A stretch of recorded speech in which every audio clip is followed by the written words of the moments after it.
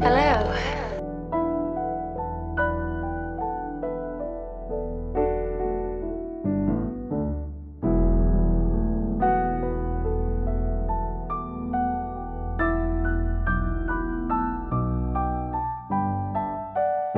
And now for something completely different.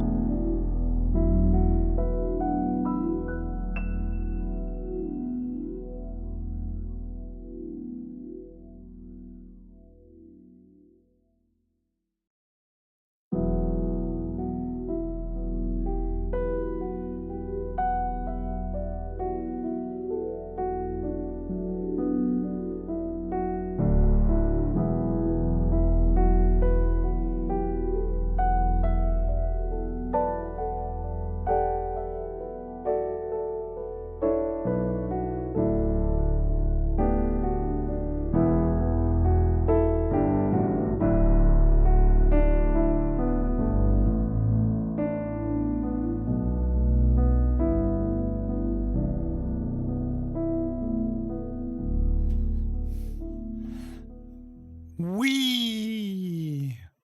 Milo is hanging out there, so he was first. He actually, yeah, professional sub. Need to check my settings here. Mic is, yeah. Everything is working. Mic is working. And I think I'm deaf. Turn up the volume a bit. Jack. Hey, he's still hanging out at Ken's pub. They're multitasking. Me too. Some news. I heard that tomorrow at Arturia will release V Collection 11. And I will check the price, because I wanted to upgrade mine, but first I need to check the pricing. So let's see how that goes. Hope it's not too expensive. So yeah, let's wait and see. I watched funny, because yesterday I had these problems with the Cherry Audio Signs VST and standalone. And I found the culprits because I didn't engage the safe mode here and streamed with a bit of lower buffer. And someone said, no, I'm testing and did get back to 512. It may be better for the stream.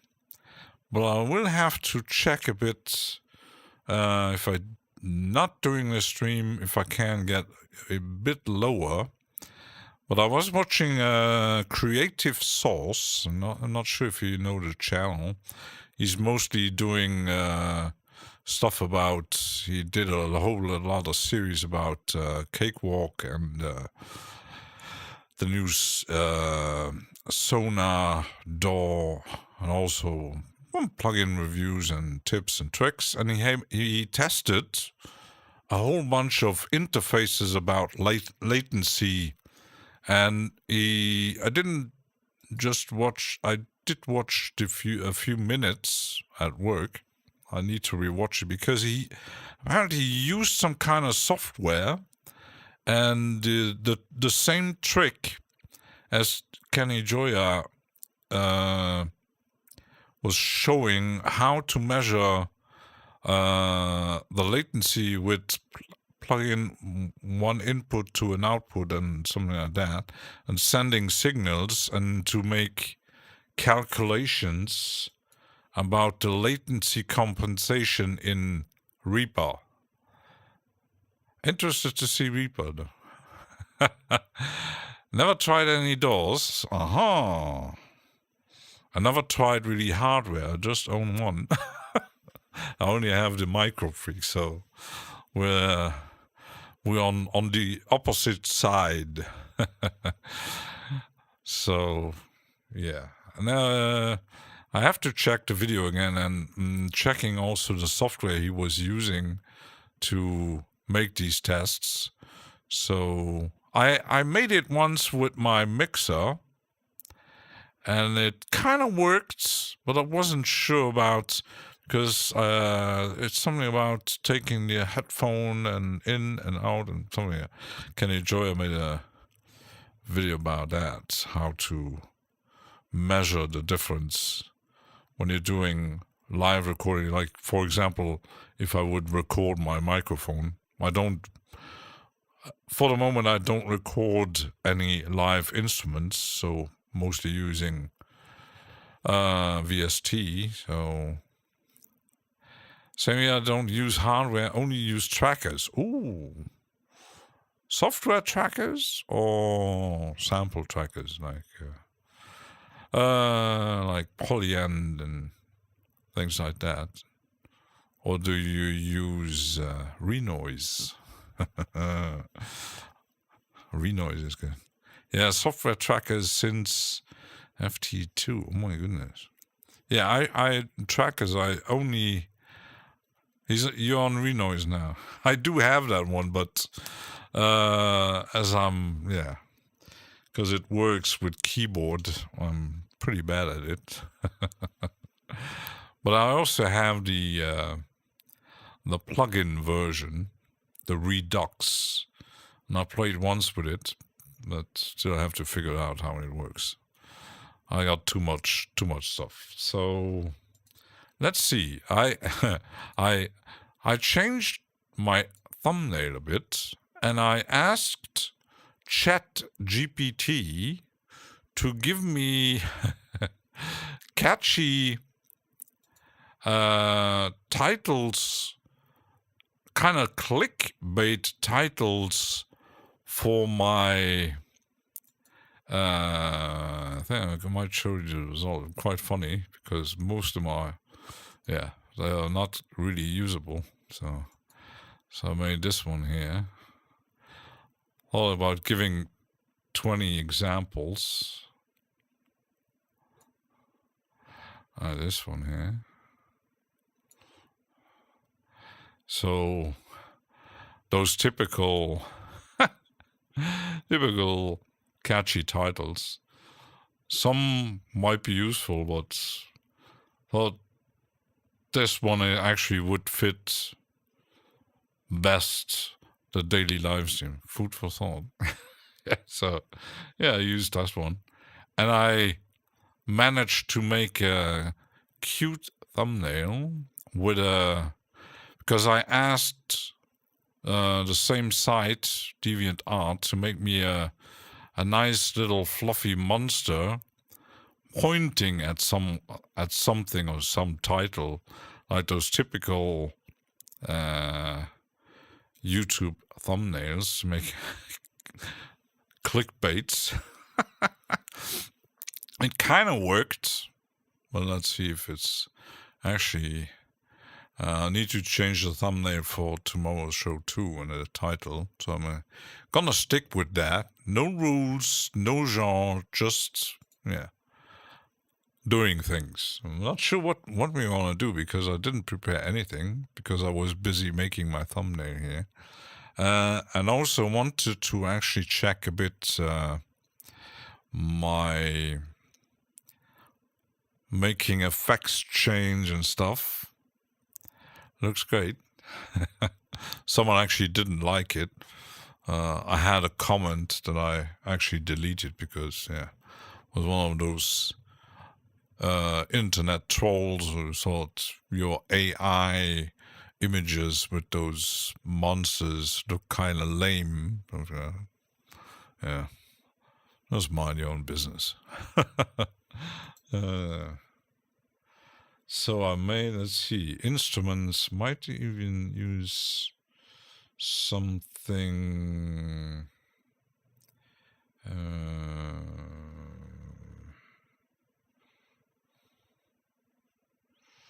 Could use.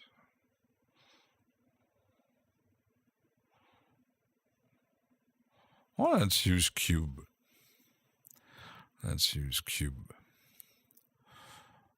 Takes a while to load, because it's one of my worst loading plugins, including UVI and Arturia plugins. They always take a while to load. I need a new machine, definitely. Takes for ages. And at some point it does load.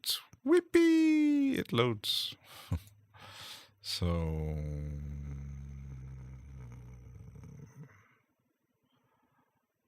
I'm still missing one of the preset packs, but let's see. Let's actually check a bit there.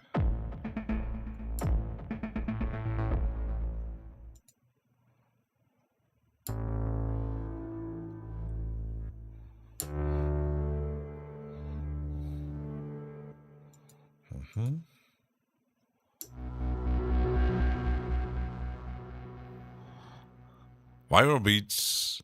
Yes. Yeah, Viral Beats is here. Did you resolve your problems with Akai? I hope you did.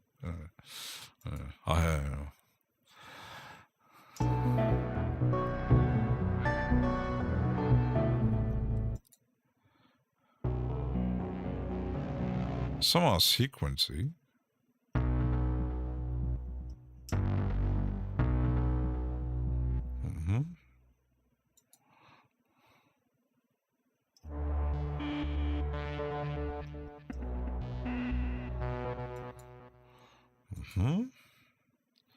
Thanks.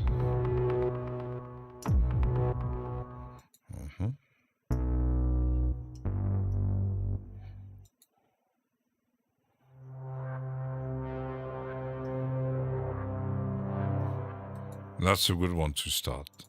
Let's use that one. Nice visualizers. Yeah, that's...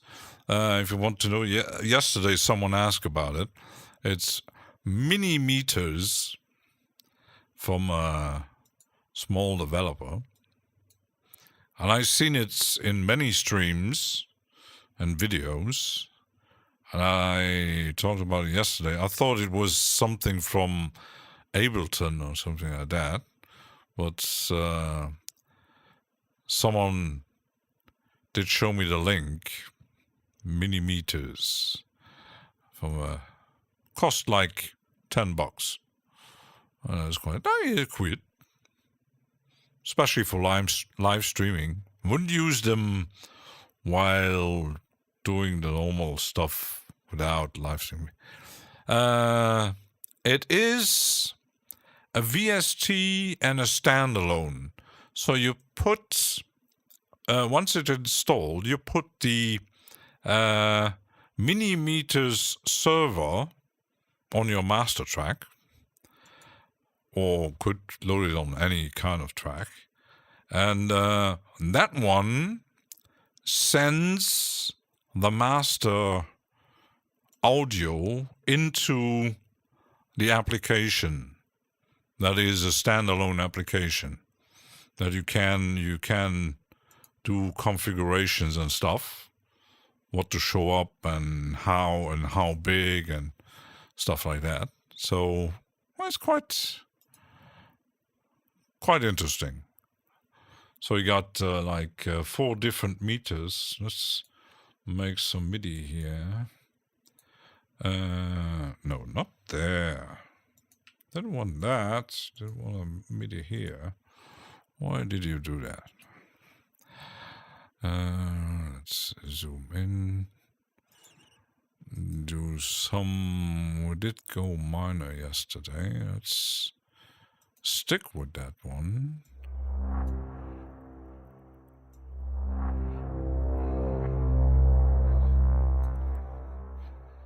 So let's let it run. Da Vinci Girl. Oops. That wasn't it. So it shows you spectrogram, like a wave table, and these and that, and that kind of cute, a bit like what Span does. So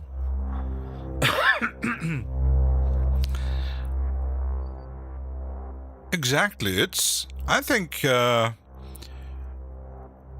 You could even use it, even if you don't stream. If you have two screens, for example, you put it on your second screen and let it run. I just installed and activated, still haven't contacted me about it. Aha. Yeah. So I grabbed some presets from October yesterday for a few bucks. I still need to check. He has some other one. Still need to check which one I have. Some I can't use because I don't have the synthesizer. But I grabbed one because he was excusing himself to sending. I got the email twice about the new presets, but he did send it on the Gmail account, so twice the same promotion for it. Yeah. There are other tools like the millimeters, but yeah, sadly they are far more, first of all, far more advanced and also far more expensive. So, but presets from October, they you can actually, because he kind of sells them underrated. He sells them like $2 or €2. You could send more, but I think even Vicious Antelope, they're not that expensive compared to presets from, I don't know, Lofttrom or the stuff from Tom Wolf. I like Waves, Paz, and Whim. Yeah, I know Waves. I only have free stuff. I even installed the new, what was it? 6 free plugins. So let me just check. You're talking about Waves. I'm normally not too much a bigger fan buying stuff from Waves, but site is very, very slow today. Ah, there he is. Spend 50, get 1 free. Spend 80, get 2 free plugins. Yes.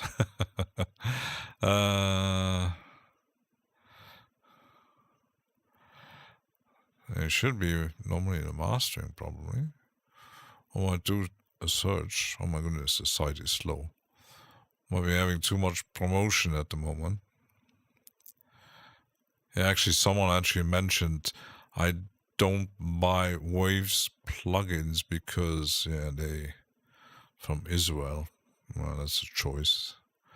You say Ultra. Ah, there it is. Pass Analyzer. Oh, interesting. And the other one you said Pass and Whim. Didn't see that one yet.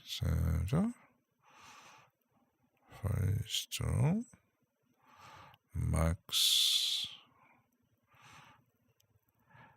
And in some instances, I'm not really a fan how some of them look. So, because I'm not really a fan of using hardware things. Because we were talking about someone mentioned the VU meter, and I told them you could grab the VU meters and kind of they are not just VU meters, but they have built-in filtering and saturation from not clever from the company called effects something with K. I think I'm getting old. I keep on forgetting names. My goodness. That's not a good sign. Okay. 6 sample. Tractic.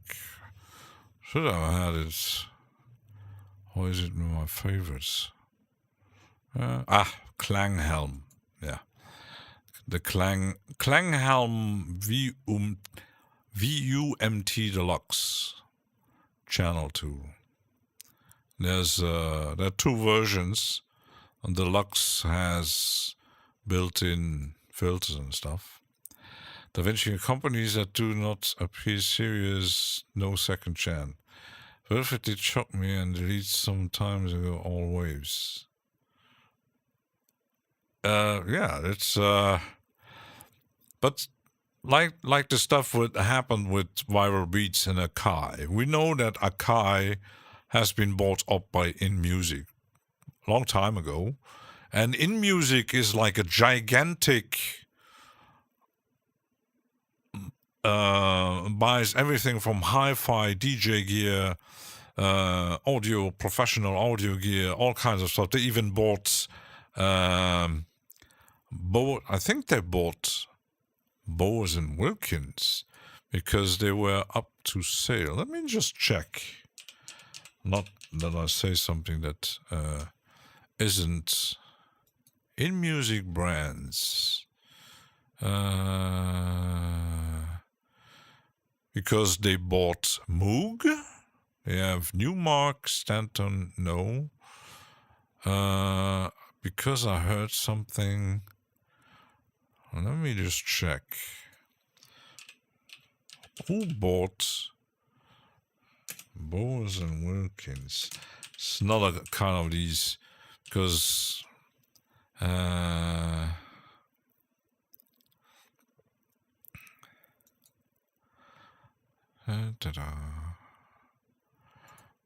cookies. Yep.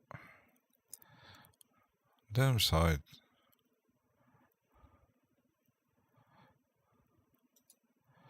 There's something about the story here. I thought I heard something they were bought up by some. Don't see anything.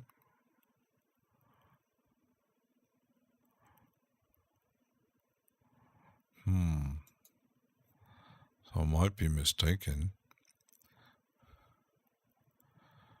Because I do own Bowers and Wilkins stuff. From the Netherlands. I thought they were British. Very odd.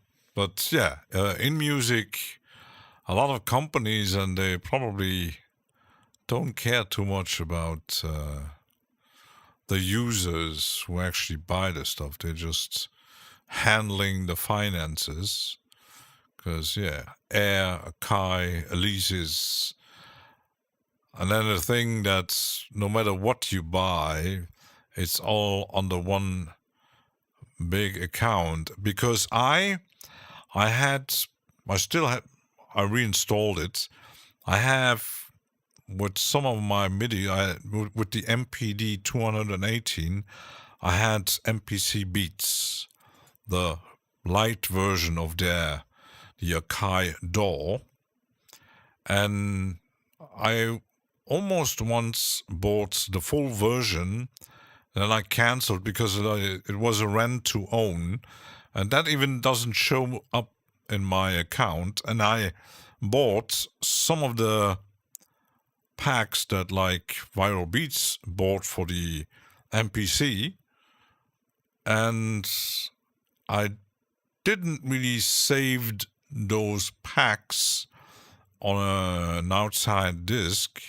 But once I reinstalled MPC Beats, there were on my hard drive in some folder a reference about those sound packs, but all the samples and stuff, they weren't in it because I uninstalled the software. So, but I couldn't find any, I didn't save the packs at some external drive to actually grab them, put them back, and they don't show up in my account. even though I actually there were some free packs, I think, that I grabbed somewhere. Very instant, and I needed more Kakai, Newmark.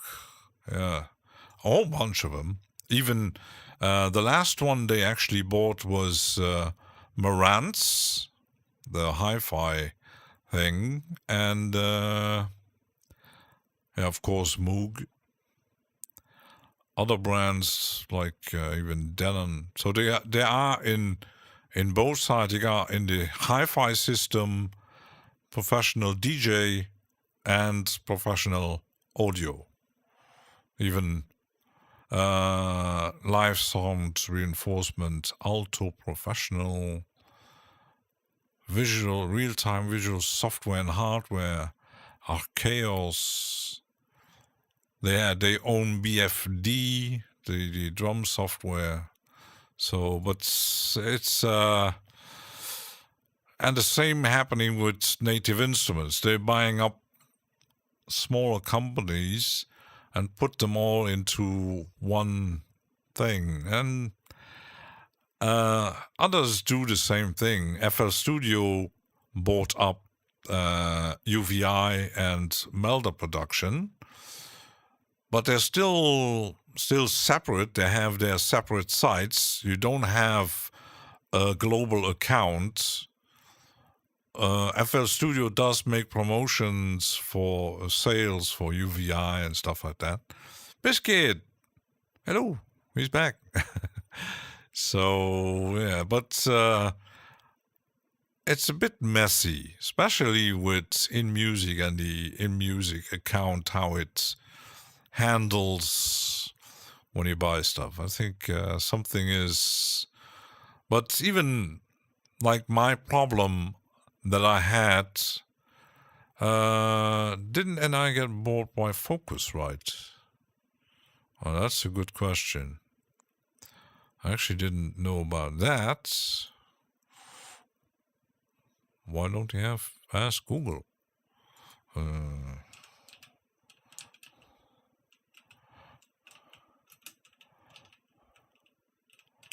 Oops, buys Native. I doubt it. I think the Native Instruments bought others up. No, there was one thing here, Focusrite, but that's news from like 4 years ago. Focusrite bought Sequential. Yeah, but that's an old one.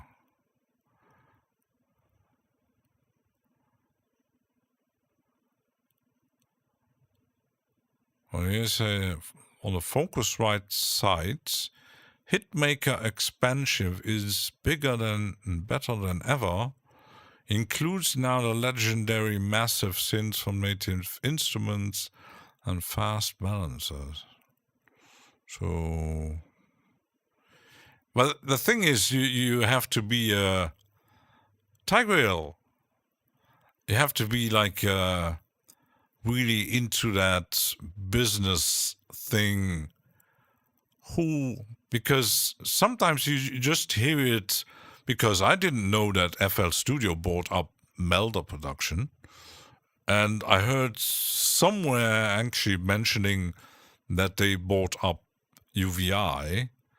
So it might be a matter of time that they actually FL Studio is buying Arturia. Who knows? Might come a day, so who knows?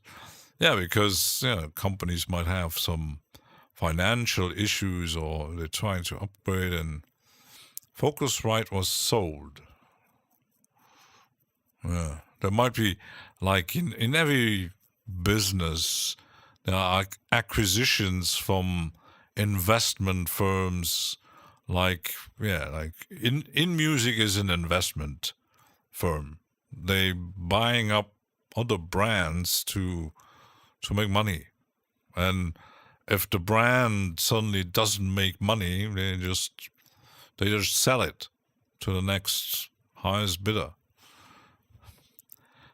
So yeah, pretty big. They have a strong culture. Yeah, but even so, you have brands that maybe renowned, like Akai was for decades was the thing with the MPC, the samplers and stuff. And you had even the hi-fi system was pretty well known, but with so many companies and brands, suddenly some like what happened to Onkyo hi-fi systems, they suddenly started to struggle, and the thing, yeah, then brands, it's just a name that get bought up by some investment companies, like some investment companies now buying up musical libraries from renowned artists and just generating money out of that stuff. It's all a business. It's a nasty business, especially for the users, because yeah, sometimes you do like a brand, and suddenly, oh shit, what happened? Oh, I don't have access, or they changed something. Oh shit, they have been bought up, like the stuff with even instruments like PreSonus buying, or Fender buying PreSonus or something. Or Gibson was taking over. You don't actually really. The thing is how to find out, because sometimes you even with like I was searching about the thing with Bose and Wilkins, someone actually mentioning that they have been bought up, but on the site there's no mention about that. So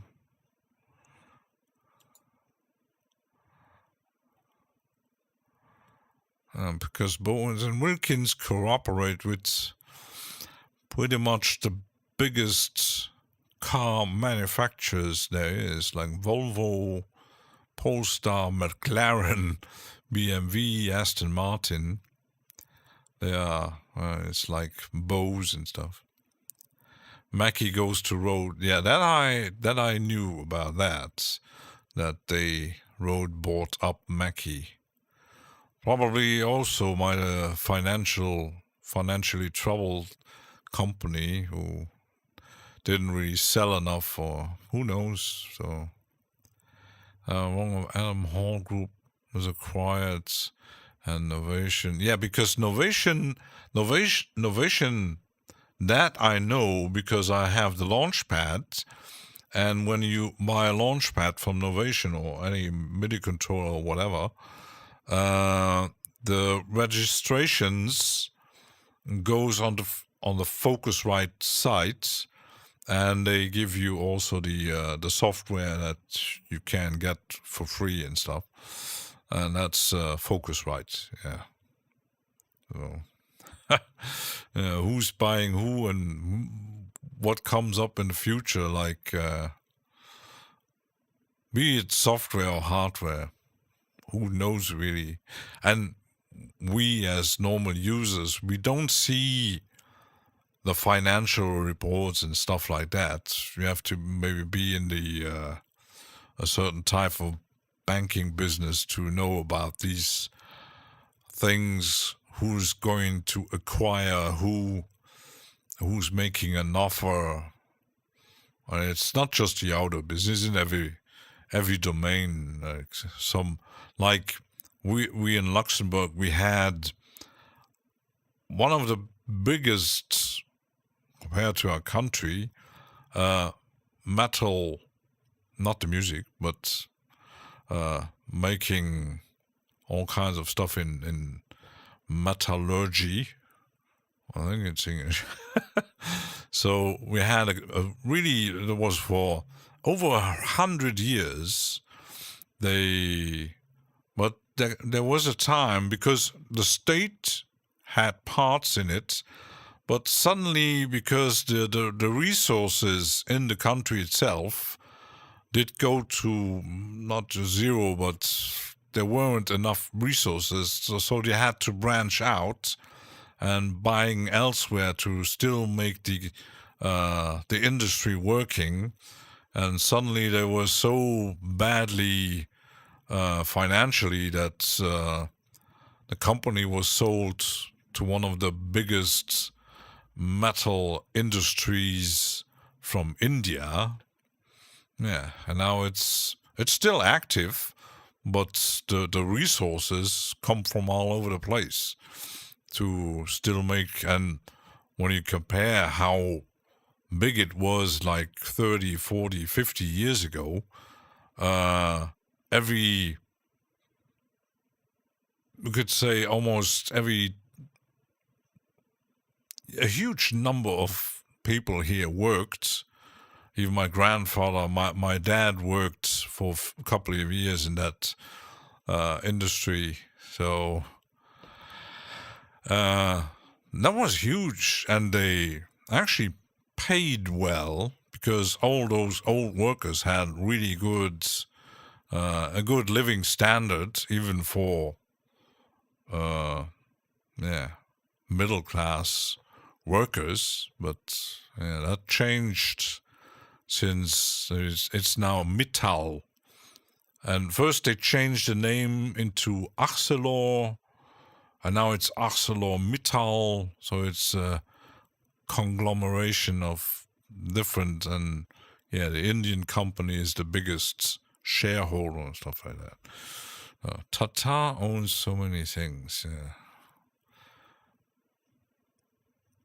Some try to branch out, but it's like the developer of Reaper, who made that little MP3 player for your PC.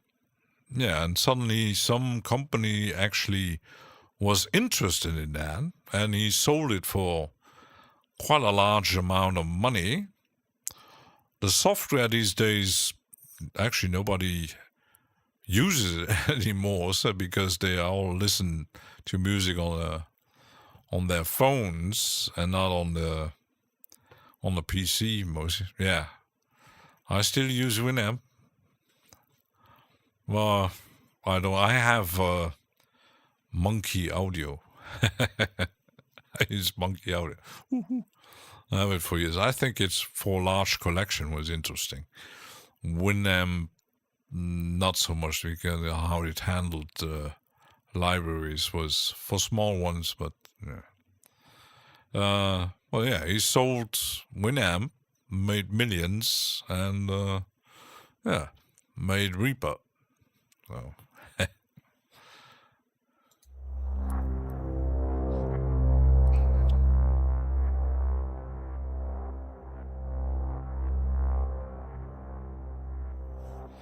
we could do combination of Cube.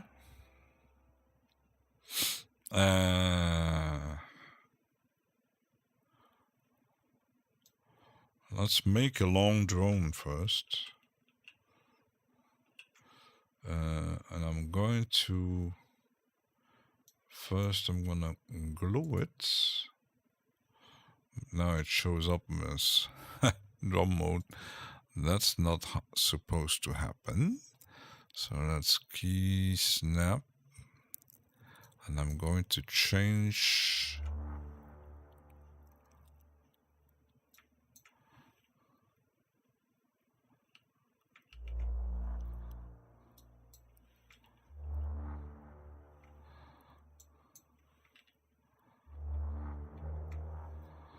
how that sound.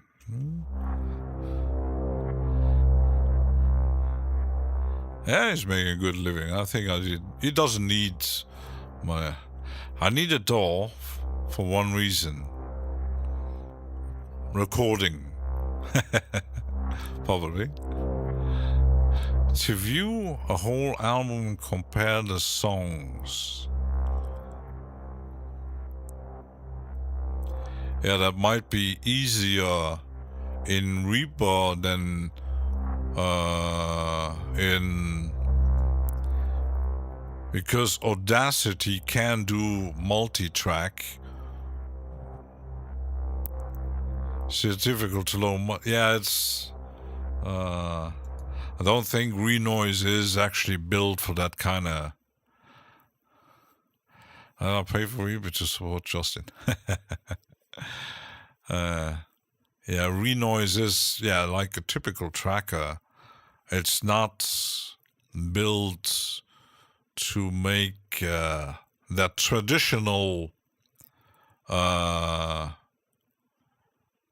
workflow that you get with linear DAWs like others using, because Renoise is like trackers as to make a song, a track. You make a track, you might, once you're happy with it, you export it, and you might. I'm not sure how because I never tested it, how Renoise handles multi-track. I know you can make certain parts, and you have like a typical mixer stuff, but I can't export stems or the whole song. Yeah, I kind of knew that because it has a mixer built in, so it would be. I know that because Projector does export his multi-track stems, and then he mixes and masters them in Reaper. So from Ableton into Reaper. And I know some who made that in Bitwig, the same methods, and I've seen people doing that with other software. So that might be an option. I wouldn't say use Audacity. Well, yeah, you can. Reaper costs like $60. It's still the cheapest on the market, except free Audacity. And probably from the cheap free ones, still one of the easiest to actually mix your song and compare and doing stuff and mixing and mastering. The easiest option, I think. Because like when you compare it, like we have someone on Mike's Disco who uses Bitwig to kind of arrange stuff and then just jamming around, because like Bitwig is like a live, built for live performance, jamming, modulating, and Gil, Audacity 4 Alpha looks really interesting. Yeah, I'm eager to actually see what they're actually up to. Nose.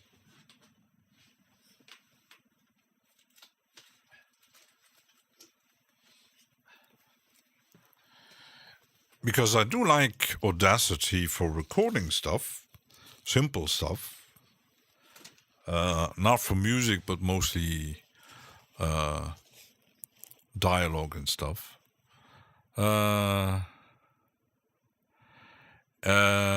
Could be cool to check it out for the stream. Yeah, I might. The thing is, how,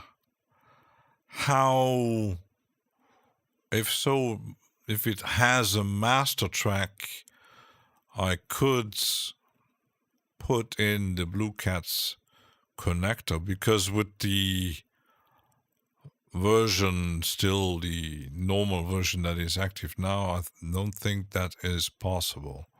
Never tried it though, but let's see when it actually does come out, because it's still alpha, so there's no beta, and might take a while, because the development from Audacity is pretty slow. So.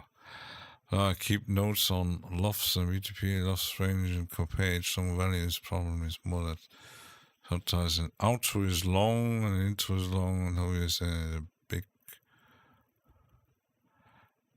quiet space. Yeah, because if you used to trackers, I would have the only thing I actually mentioned figured out how it works to making a beat, a small kind of beat loop in Renoise. But the workflow is so different. Making a song with it, I also already struggle arranging in Reaper or Bitwig or whatever. But in Renoise, oh my goodness, making a whole song, I would have quite some problems with it. But yeah, because it's still totally different. Because FL Studio has the method with the it's kind of like built-in sequencer with the how it uses the MIDI notes and the samples, and how it's where you have there is kind of same function in a script from Reaper, but it works I just best with drums. But yeah,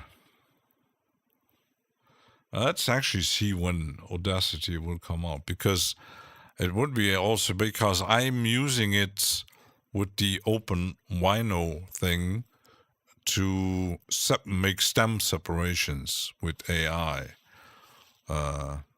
Because I had RipX, the cheap version, not the full version, because the full version was way too expensive, to make stem separation, but it worked, but it was very slow.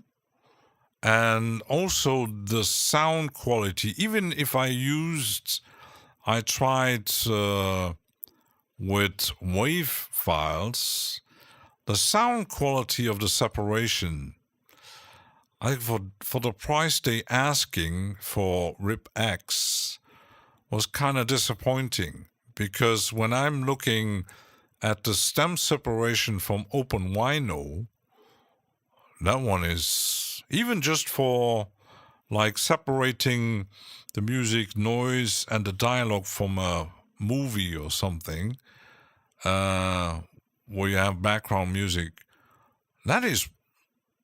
it isn't perfect. You might need a spectral program like from Steinberg to really go into more detail, but the sound quality is better in Audacity and OpenVino than RipX. When they ask, like, for the full version, you get it at $200 or $300.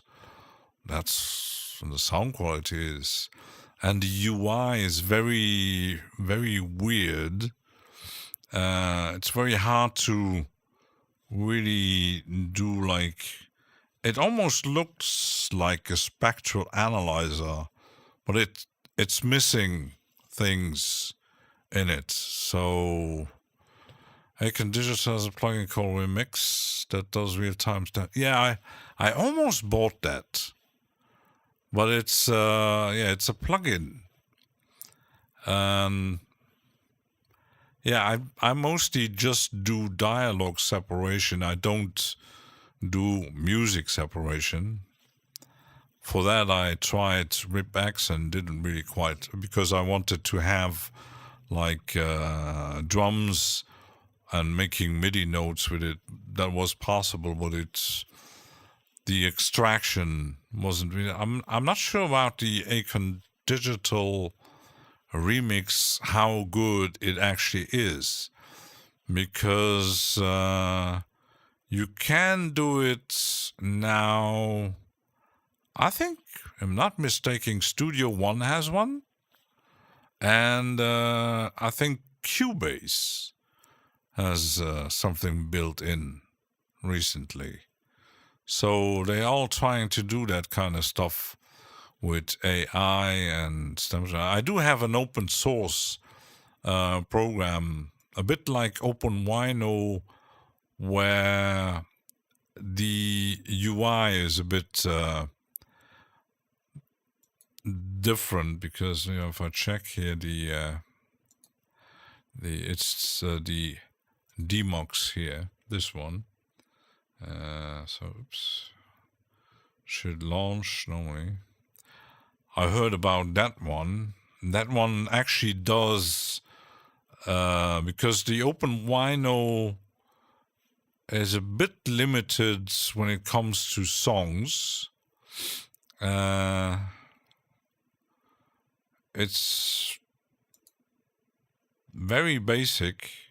So you add your file and then it separates. Kinda. Note to RipX, please rip better. DL. Use isotope RX for the stem separation. It's free. Not the program. Yeah, I'm thinking about actually grabbing the Elements version of the spectral analyzer from Steinberg to do more, maybe with stuff to go into the deep, because I thought about the Sonox range, but the Sonox are again just plugins. I'm good. How about DL? Is he good? And Biscuit going shopping. Chocolate. I hope bring some chips and some beer. Bring some beer. Oh yeah. Yeah, I think stem separation with AI that still might evolve into even better. But the thing is, what are people doing with it? Because these things, yeah, you actually taking someone else, because it would actually be stupid to make a stem separation of your own songs, except if you maybe did a mistake and you don't have the original mix. But most people use that to actually separate something that they don't have the right to, because you just grab a CD, do a rip wave files and do stem separation, and maybe use the some parts of it for sampling. It isn't quite legal. It's like sampling vinyl. Twinkle, twinkle. Yeah, and stem separation is pretty much the same thing.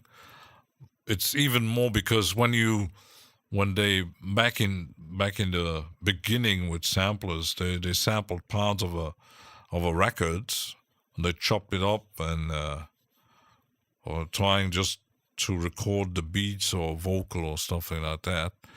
I'm going to rip the stems of corn seeds to mix the Vinci goes Foley samples.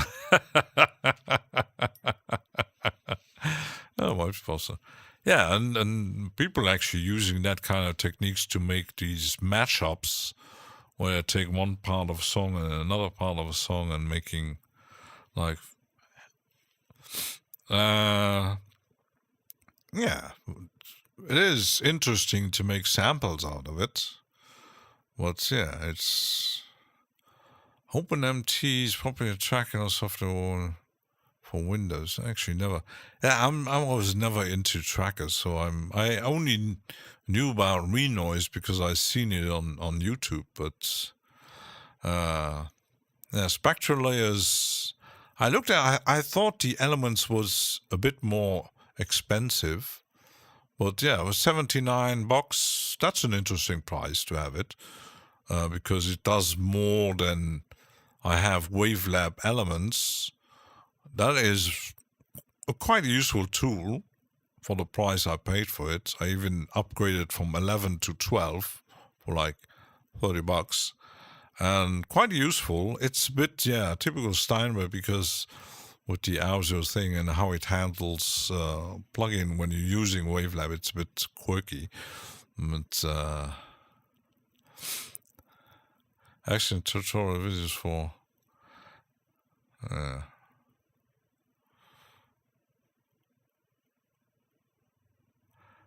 how are you joking? DL is our joker here today.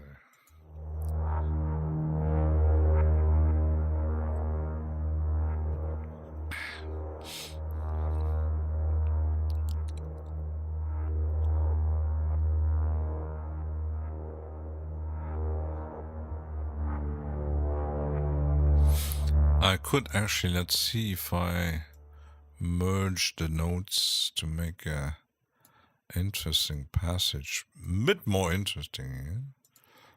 So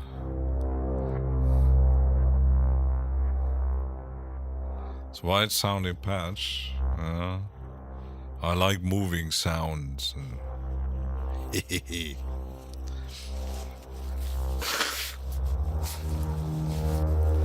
Because yes, I'm not the youngest YouTuber out there, not the oldest either, but my influences are, of course, because I still make, when I started out making music, my influences are the old stuff, even very old stuff. When you listen to, like, even the Beatles, the Stones, maybe the Stones a bit less, but some recordings from late 60s, 70s, polka, no, not quite. But they used the stereo effects really in an interesting way. Sometimes you had some tracks where you have the drums on one side, the guitar on the other side. Even Pink Floyd did it. Many bands did it. Today, actually, nobody actually doing that kind of stuff anymore. Even in the 80s, you had like one of my favorite tracks from Front 242. They had one track of them where they had a bass synthesizer sequence, and it was, I'm not sure how they actually did it. Was it made in the synthesizer or in the studio? It moved around like from left to right constantly, one note here, one note there, and the whole song was a like kind of ping pong delay, but not as a delay itself. It just was panning around, and that's the effects. I really like that kind of stuff. Panning and trying to, I'm still working on it to really make it even more interesting. Rabbit, whee, there it is. You get a Hi. Hello. John Kenny was my favorite polka singer. DL, did you see the movie with Jack Black playing? That actually was based on a real person who's, I think he sits in jail at the moment. The polka king of some U.S. state. He was arrested for, he has a, they did, yeah. That was quite an interesting. And I seen the documentary about that person, how it was a Ponzi scheme, and how he did with the merchandising and stuff, because he was quite broke, but still asking people for money to pay other. A typical Ponzi scheme, a pyramid, like from top to bottom. Pro Tools do use, I don't know. I seen an article on Facebook today, I think. So they are a bit late. Like, yeah, Pro Tools has their own plugin format, their own way of doing that. I'm still surprised that they're still here, because I think other software companies are way ahead of Pro Tools these days. And yesterday, the funny Polish guy from Folia Studios, he actually made a kind of clickbait title, and I was watching videos and he said, what is he using there? And I looked a bit closely. Yeah, he was making a video about Nuendo. And I actually did write a comment that Nuendo is a bit, as a home user, a bit out of my budget for $1,000. So, but I reckon it's the last store that do not use Ara. Because the Ara is some kind of collaboration thing between different dolls, I think it is. Am I right or am I wrong? Yeah, but the thing is, yeah, Blackmagic is mostly used for video with a great audio function in it, because they have a mixer and for Melodyne. No, don't use that. Can't sing anyway. And Melodyne wouldn't fix it. It wouldn't fix my singing. Oh my goodness. So, yeah. Pro Tools. Yeah. I had it once, a light version installed, and couldn't really grab it. So let's do like 1, 2, 3, 4. And let's could even duplicate the whole shebang. We got like 8 minutes. Well, let's go to the beginning. We don't need to record anymore. So let's see. Let's take a short break, and I'm going to see what we could add to that drone sound. So we be right back. Grab sausages, chips, beer, coffee, tea. I'll be right back.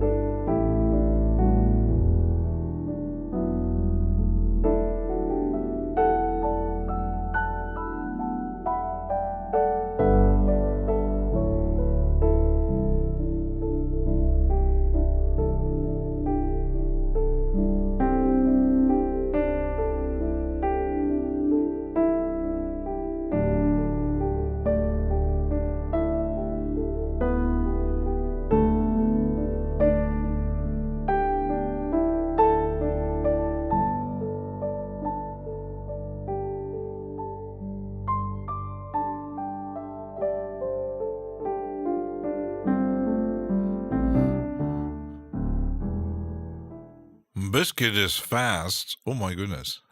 And Viral Beast was lurking. Viral Beast is he's working around with something. So we have a drone.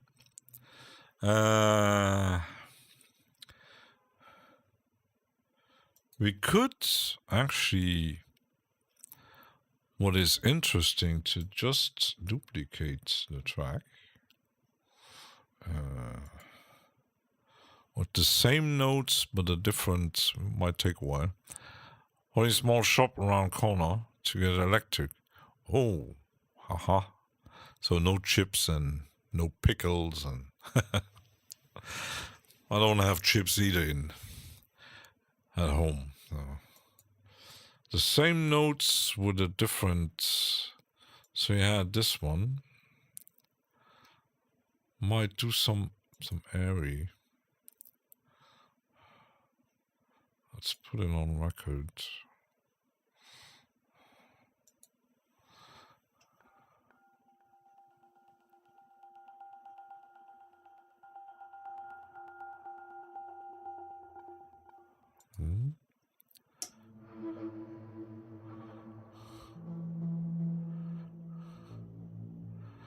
That might be interesting with the same notes. Let's see how it works.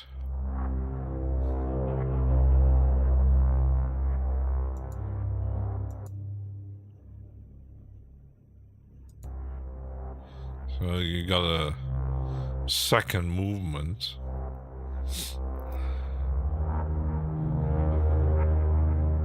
Oh yes.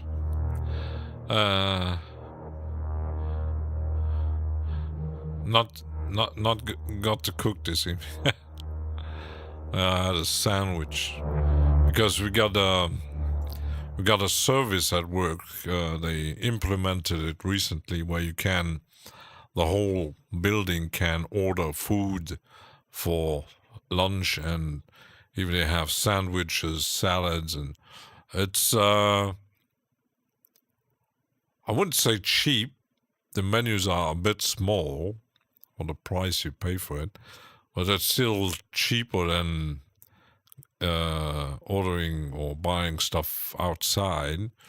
But their sandwiches and stuff, even the other stuff, is really, it's a bit, I think it's a French company, and the food is really good. They even have vegan stuff in there. Hot here today outside, but not very sunny. So, there's some amazing stuff there. It actually started right when I was getting up for one CPU. Started in. Yeah, I thought about like the guy Chris Beats made a live stream for every day, because I don't really post a lot of videos. My views go, it's a bit like the Himalayas. Vice Pope. There it is. It's a bit like Himalaya mountains. It goes up and goes to zero, goes up again. And maybe trying to occupy myself a bit more making stuff.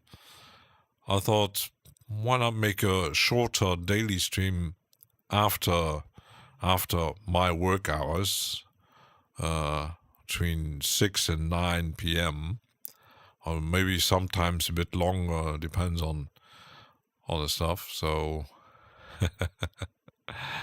half a Vice and half a Popo. Vice is always changing his name. Someone actually Vice Poop. That might be an idea for the next one.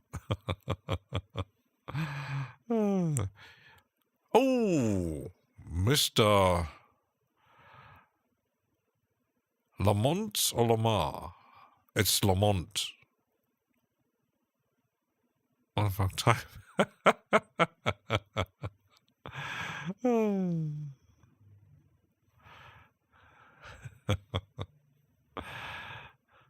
Cornish waves. Hey, sorry, you need to all the new people get the. Hi. Hello. Moz is Lamar, and Trusto is Lamont. Oh my goodness.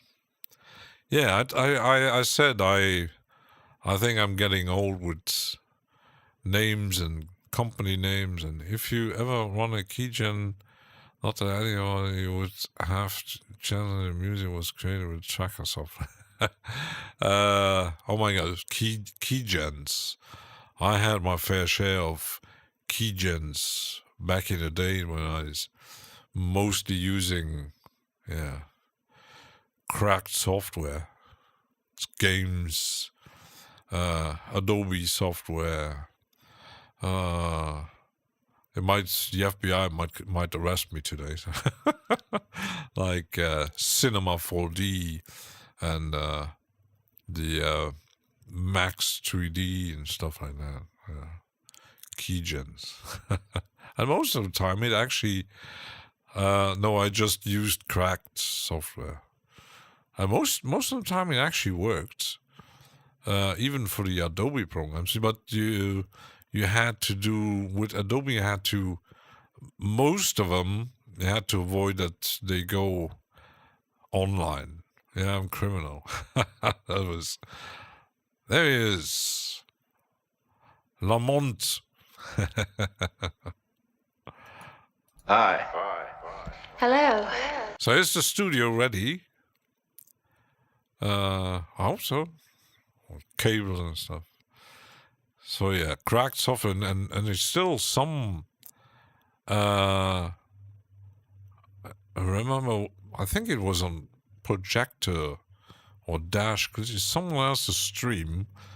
Someone asking for cracked software, and I even seen one complaining he had downloaded some plugin at some shady site where, oh, got a virus, oh, my PC is destroyed. Yeah. And last weekend, someone on Cameron's Discord was asking about some shady site. Is this legit? Probably not, because of the prices. They're selling licenses for Ableton Live for $30. I can't imagine that this ain't a legit site. Definitely not.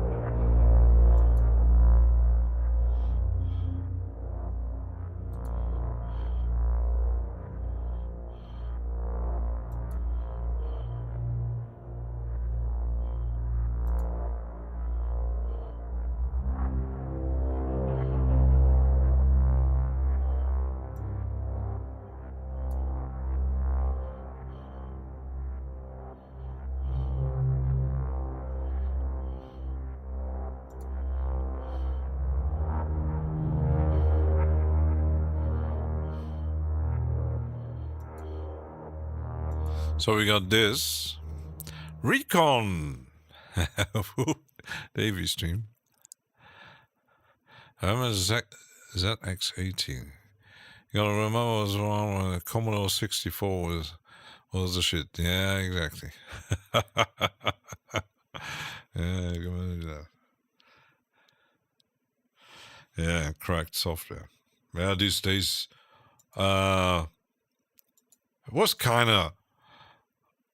I know that some actually use that kind of thing that, yeah, it is still possible, or downloading movies and music illegally. That's still a thing, and it even comes back in full force because of the streaming and stuff. And but yeah, for software, back in my days, I used that kind of thing just to have them. it's kind of funny just to have them.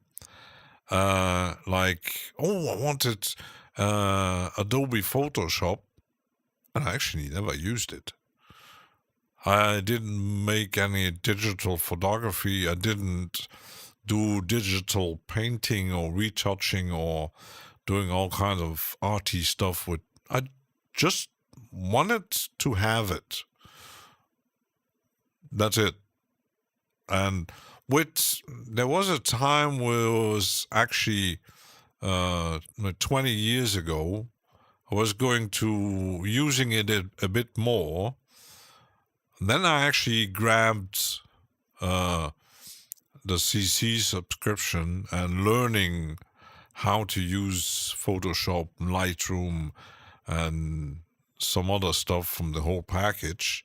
But I still had, I liked the combination between the animation software, I don't remember the name because I think they even changed it, the After Effects and Cinema 4D. That was pretty cool. I made some crazy stuff, but my Cinema 4D was still, I haven't bought it. I had even Modo. I had the sculpting 3D software that, yeah. Well, in the end,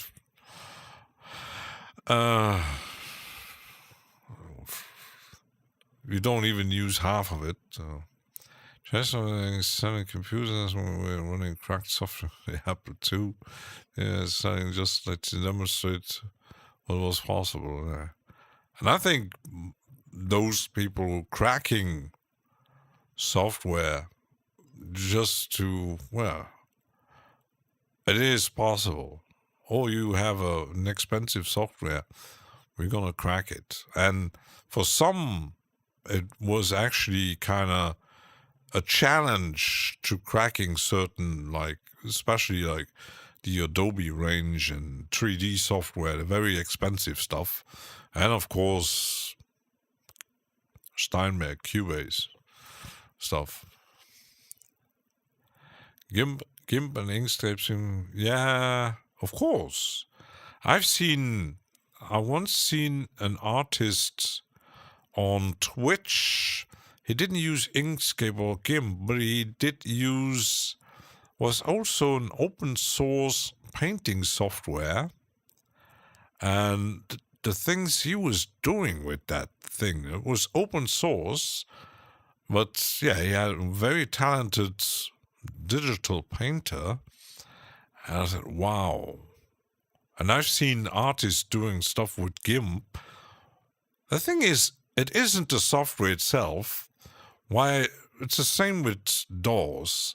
It's not the software. It's actually the person behind it. It's like even hardware synthesizers.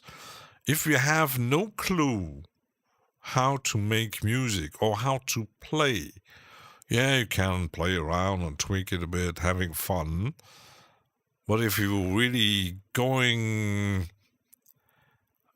really deep into it, yeah, you can. If you can afford it, like a whole room of synthesizers. If you can't do music, if you have no knowledge of anything, yeah, you still just tweak it around. But only people can. Yeah, and that's also the difference between AI and clearly you still hear the difference. It might improve, but and I was always saying to a friend of mine who was saying, well, techno, that isn't music. That's just machines pushing buttons.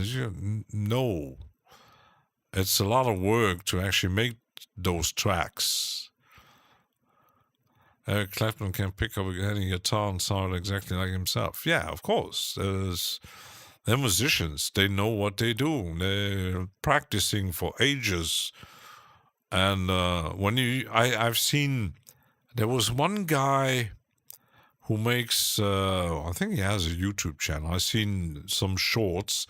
He makes challenges to make a track in FL Studio with a limited amount of time. but you clearly see that this guy has a knowledge into FL Studio and how it works. He makes a beat, a track, in like 1 minute. He lays down the notes, he lays down the beats, and he's done. He works so fast in FL Studio because he knows what he's doing. And it's like a genius. And even when I see Dash Glitch using Bitwig with his type of music, he knows exactly what he's doing. And when he's doing a live stream or whatever, he got once he finished, he got a pretty good damn track. And he has the ideas in mind. I can make the sound like this, and I could add that. He knows, and you got people who might sit in front of a door. Okay, what to do next? How I make MIDI notes? So yeah, there's some videos about channels private. Just so you know, there's one method. I like to have access to my videos so far I can make playlists.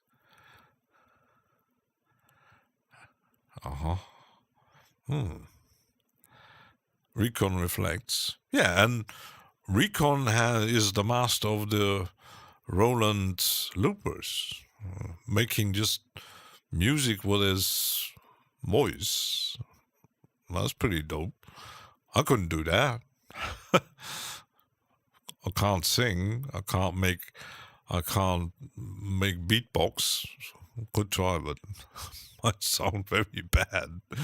It took me 2 weeks to get a sound of Ableton when I first got it. Yeah, it's the learning curve, and it's how to do this, and some might be more intuitive on knowing exactly, but with some, I do think they spend a lot of time actually either preparing their stuff or when they're making a video, because when Dash Glitch makes his premieres about his short tutorials on Fridays, he might spend a few days actually figuring out the software he was using, or it might be even no matter what he does, spend hours and hours actually figuring and then making the video, because I've seen people actually trying to do the same thing,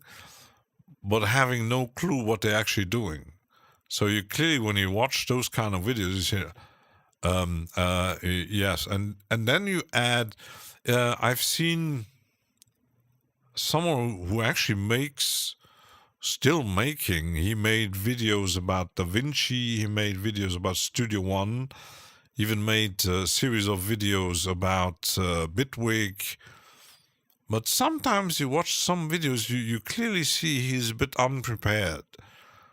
You got like, when suddenly he there's a slight pause where he was kind of a bit of lost what to do next. And then yes, this. So,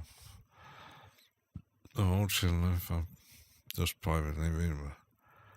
The workflow just escapes me. Yeah, I couldn't make anything in Ableton. I downloaded, I tested the suite, if it actually would work for me, just to see, could I invest a lot of money into that system, into that DAW. I installed it. It crashed multiple times. That was annoying. And then, once it finally got it running, okay, now what? I was lost. Even watching videos, and suddenly found most of the videos weren't really for the beginner. Even other people doing about software, if you're a total beginner, you're already lost. So I guess I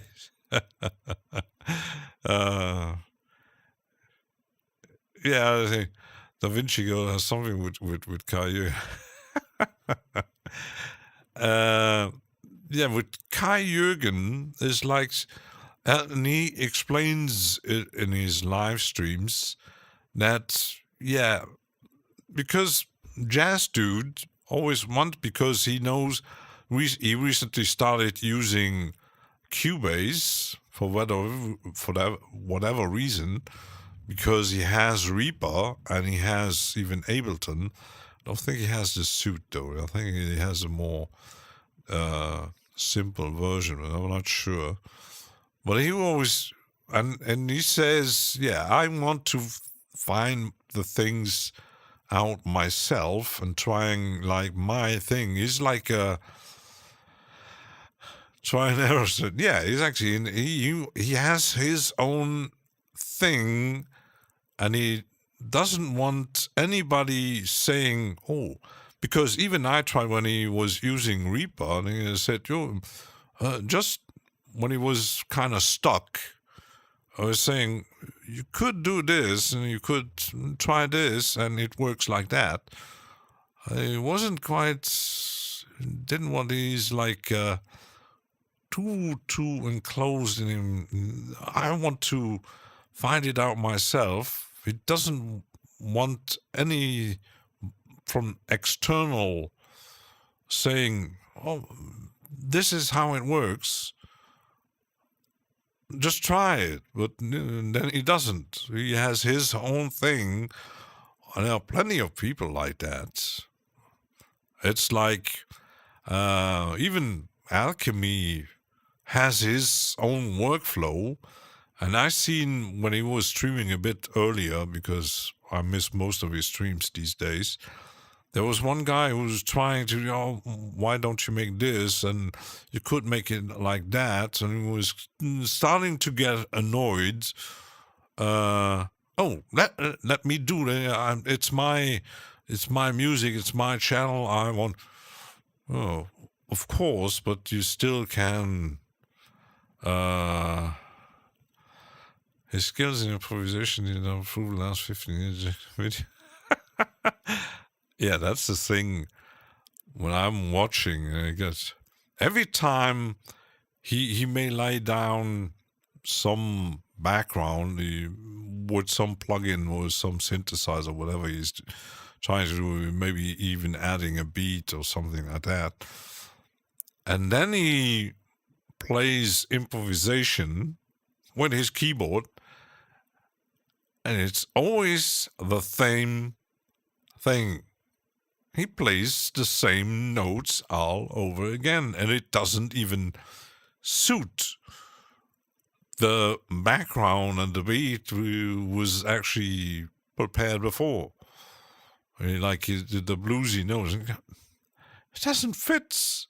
It sounds horrible most of the time. So, yes, it's like someone learning the basic chords on an instrument, on a guitar or a synthesizer, and for like 20 years just playing those. Well, famous musicians who do that, but they don't improve themselves. They don't even try to. Just playing like, yeah, some bands actually made a career out of it. Anyways, enough providers of improvisation. Because when you look at improvisation, I think he made a whole series about it.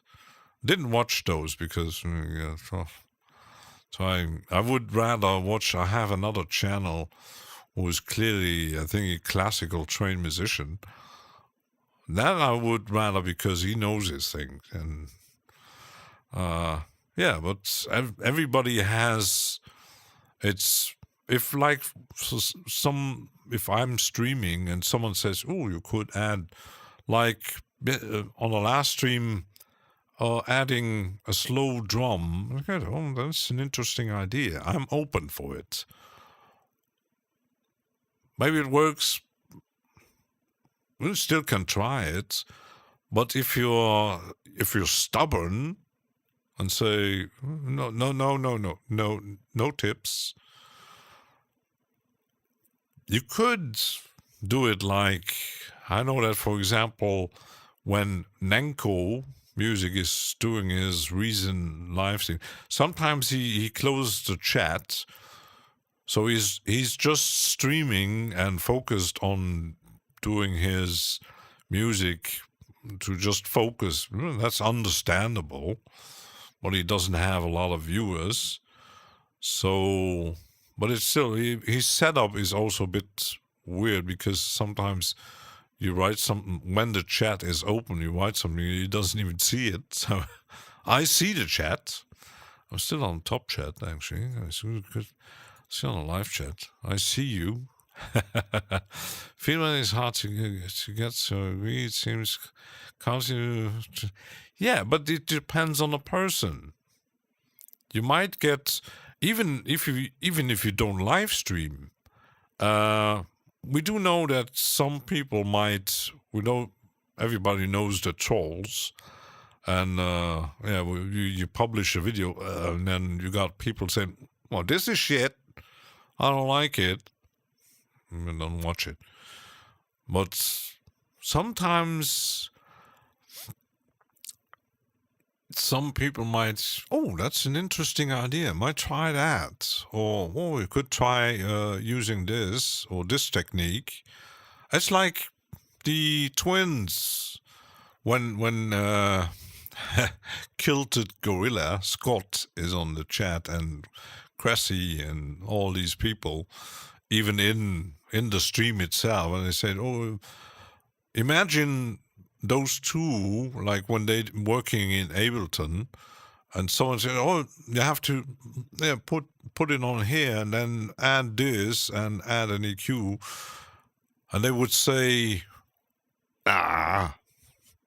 no, let's find it out ourselves, don't give us tips. On the same period, you actually don't learn anything. So if you got someone who's experienced in that field or using that software, and he gives you tips, you go, oh.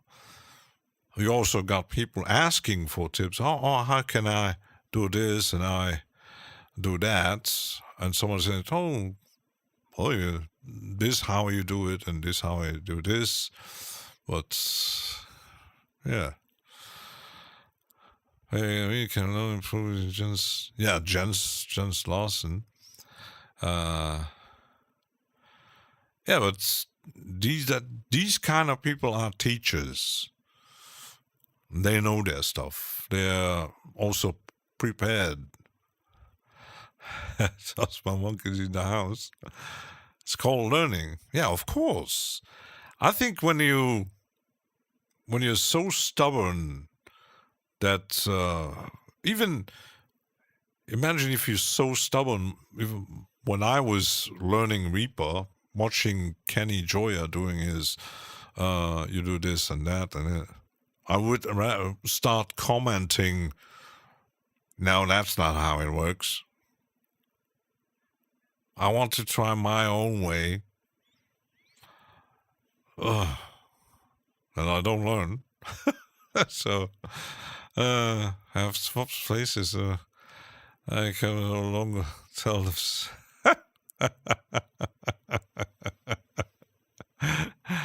Little guy, scale videos only if you don't know the scale of potential after the instruction of Kai. I have to say, I totally take distance from scalar. Yeah. Might need to watch them a bit, but because I don't really have a clue how scalar. I have since version 2, and I don't really use it. I use it one or twice, and still with the potential of these software. I know it goes deep, but I'm always open-minded for anything, learning stuff. But yeah, you got people that are so stubborn, just doing their own thing, and not having. Let them cook when it's okay to have the chef a nice ingredient. Yeah, it's a bit like you imagine famous cooks, they never work alone. They might be working alone, preparing recipes at home, trying different things.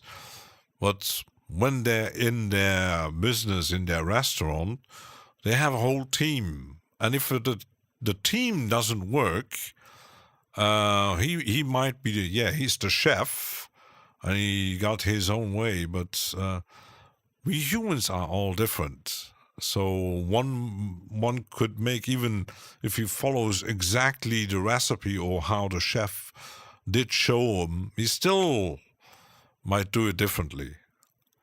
So, and it's a bit like couldn't really compare it to an orchestra with the maestro. Yeah, he has the notes. He knows how to play and show the guys, okay, you should play louder and this part should be this, and if it don't work. But even because they change the music type, even we could do it. This part could be played a bit differently. And imagine now, the maestro has an orchestra. They just follow the notes, and if he says, "Okay, we could play this part a bit louder," and you could actually, the trombones could get a bit lower that we can hear the violins or something like that, and they would say, "No, it's written down in the notes. It's like this, and we just play like the composer tell us that write it down. We don't play slower or louder." Or then the maestro says, "Yeah, you can go play your own stuff." So you still got people who are just totally stubborn, and I've seen, even in my work life, I've seen people. I had one situation a few years back. We had because there was always people coming and going, and our chief, I'm going to call him chief engineer, but the team chef. We had a place where we were instructing the new guys how to work with lawnmowers and stuff. And I don't know the English name for certain machines. But there was one guy who was actually working in a different department, but he still had to learn how to work the machine. And the chef was instructing how the machine works and how to do things. You do it like this, and okay, let's go, and show them. I was kind of working. Most of the people actually did get it. Some had maybe more trouble than others. You could just do it like this, and suddenly there was one guy who was so stubborn and in his own world, and he was totally destroying everything with the machine, even the machine itself. And suddenly the chef coming over to me, and he knew that I was pretty good at handling that machine and cutting the grass. I said, "You go up there and tell him actually again how it works." And I was going up, was far beyond everybody, and I said, I tried to explain to him, this is how it works. You actually just, first of all, how you're working, you're making yourself very tired, and it's, you're destroying everything. You're actually not cutting grass, you're cutting the ground. There's no grass anymore where you're working. And the only thing he said is, yes, and that's it. And he kept on doing the same shit. he was so stubborn, nobody could explain him, no, that's not how it works. You're actually doing it totally wrong. No, he had his method, only his method worked. Even it didn't. It was, after doing a few hours, he was totally exhausted. I said, you're actually making it worse than it actually is. But, yeah, you can't fix stupid. Yeah, this guy was totally on his, even in the morning he arrived, and he was always standing by himself. Nobody wanted to work with him because he had such a crazy ego, and I think he didn't even last long at that job. I think he found something else, or I don't know. But oh my goodness, Tiger is unfixable. But yeah, some people you can instruct, and some, once they learn something, they only do it their way, and there's nobody coming up, you could try it this way. I'm just giving you a tip, it might be easier. I said, no, that's how I learned it. I won't change it. Especially if some people, when they're a bit older, they're even worse. You know, oh, I've done this like 20 years, and it worked. And you said, no, it actually didn't. You're actually doing it totally wrong. Don't tell me what to do. Like this kind of. So, yeah. But you can't fix stupid. So, yeah. So, we got ourselves a drone. And I hope because I changed my buffer back to 512, I hope you don't get any lags in the stream.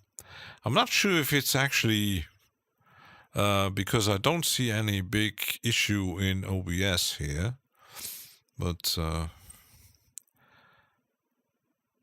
because apparently yesterday were kind of small lags, but I'm trying to. But this time, let's actually test it. Could use the Cherry Audio signs here again, just to see if it stopped doing those crazy thing. But I'm still surprised that it's just this plugin and the standalone.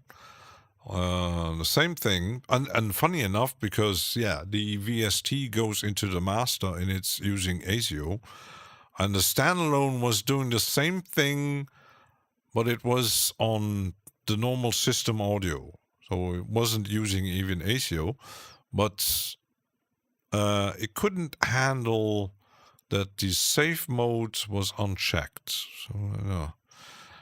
As some goes, I'm stupid, I don't know. But some scientist once said, if you're stupid, you don't really know that you are. So that's the problem with stupid, actually. So, and these days it's even worse. I started life with music and just reading a book. Orchestration for got things. Just get into it. Yeah, but that's imagine you going to music school and then the guy who was doing that for 30 years and said, oh yeah, you read the notes, that's the notes, you play it like this and just try, and you play it totally, bing bling bling bling bling, and what are you doing? Well, that's notes. No, that's not how it is played. I play it my way. I'm smaller than you. Because most stupid think they're smarter than you, but yeah, they aren't.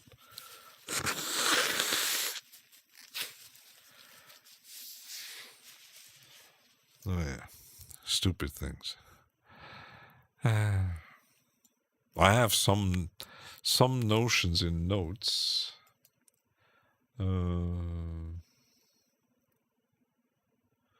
Let's do the strains here.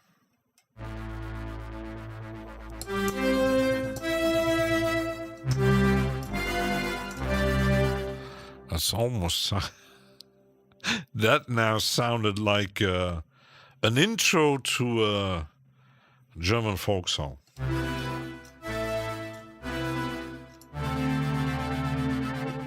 Oh, la, la, la. Let's do some yodel. Oh, goodness.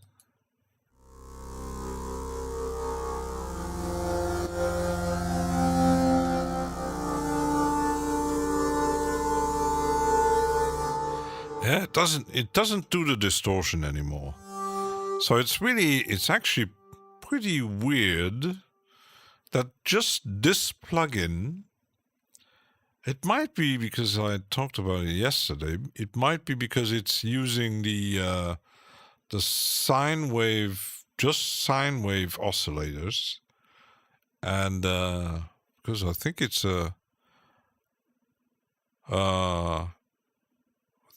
FM. I'm not so sure about that, but I think it is. It should be, because, yeah. But I'm not sure about that. Just search water pitch and orchestra PDF. I mean, yeah, I can't read notes anyway. So, I have 2 books about even learning notes for dummies. Imagine that. I could read them, but yeah, might be too stubborn to actually learn.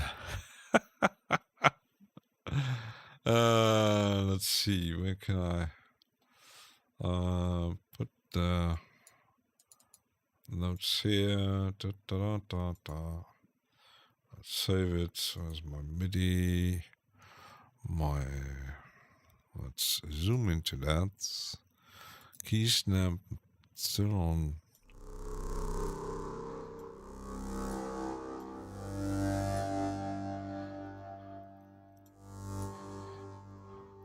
Might be a bit too long, that little note. What do you think?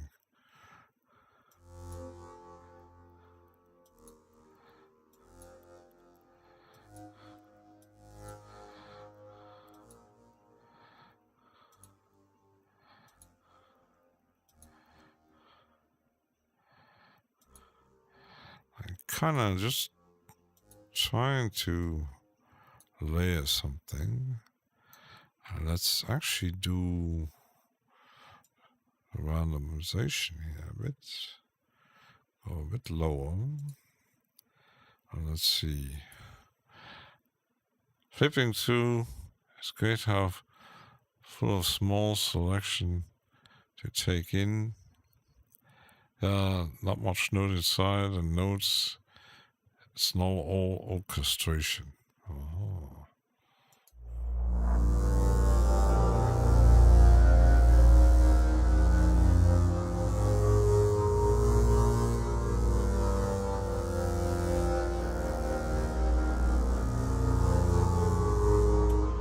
That might work. Let's see, just something tracking resonance.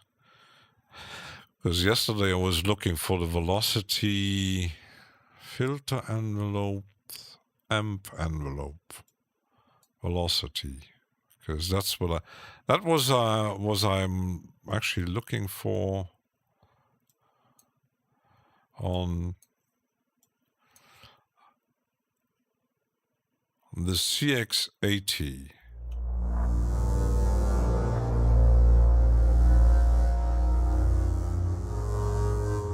Yeah, now it sounds better. Moz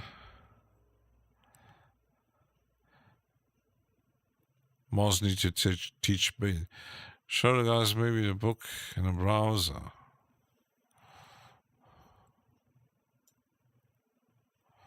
Oh, I need to search for it.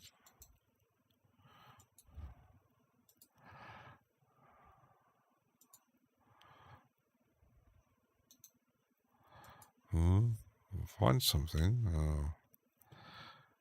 Hugo Ribeiro. I found a Brazilian site. Goodreads. There's multiple sites here.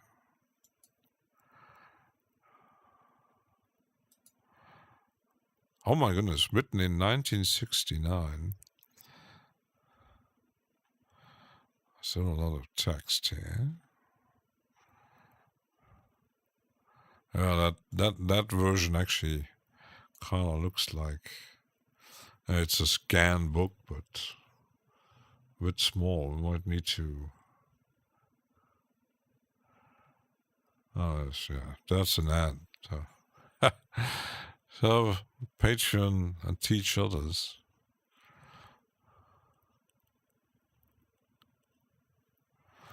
I found multiple sites, but it's So why instruments match together is about to understand an instrument and not tell you any specific articulation. Oh, much EDM and sound design. Oh my goodness. Tiger found it.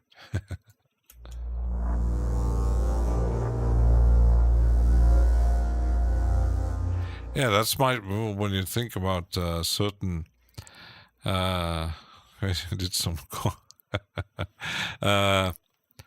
using different instruments because, like Kent mentioned, I don't do compression. I don't use a lot of compression either because once you load your different sounds, most of the time, because I think some might overkill with some EQ and compression and stuff like that. Because if you combine your stuff really well together, you actually already hear what is wrong, kind of thing. So, and it might be like, I don't know, my thinking if you have a composer doing, laying down his notes, and actually, even if you would not follow specific rules, you still hear that some notes are off. And a good jazz musician knows and hear it, but these guys can correct it. But it's like that famous scene in one of the series from, I think it was on the second or third version from with Hannibal Lecter, who was sitting in the theater and watching the orchestra playing. I think he was clearly looking at one musician who was playing the notes totally wrong. He heard it because he was a classical nerd and he could really, and he had an idea. This guy is actually, he tries to follow the orchestra, but he plays some notes wrong. And sometimes you hear that on live recordings, maybe not on I clearly remember there's a few months back I even watched it, Genesis in Wembley in 1987, I think it was, on the Domino tour. And there's one passage where you clearly hear that Phil Collins, when he was singing, he was definitely not hitting the right notes. And he probably heard it himself. But yeah, they kept it in because yeah, it's a live concert. But yeah, you clearly. Oh, that was. It was on one of the slower tracks. It was a bit of a higher notes. And yes, for singers, it's even more difficult because I know, for example, like an interview said, Fish, the ex-Meridian singer, said, I can't sing those high notes like in 1984. I'm now over 60. I can't sing them. And you clearly, I was one of his last tours. There was a slight difference how he was singing that famous Misplaced Childhood album. You could clearly, if you know the record, he's singing lower. And for singers, it might be far more difficult, even trained singer, to actually keep on hitting the right notes. It's I think the bass drum sound can match perfectly. Bring it in the same room, reverb, a convolution, another tuba, but match perfectly. And he's played on a bassoon on the low edge. Oh. Yeah, sadly, I don't have any orchestral instruments, so.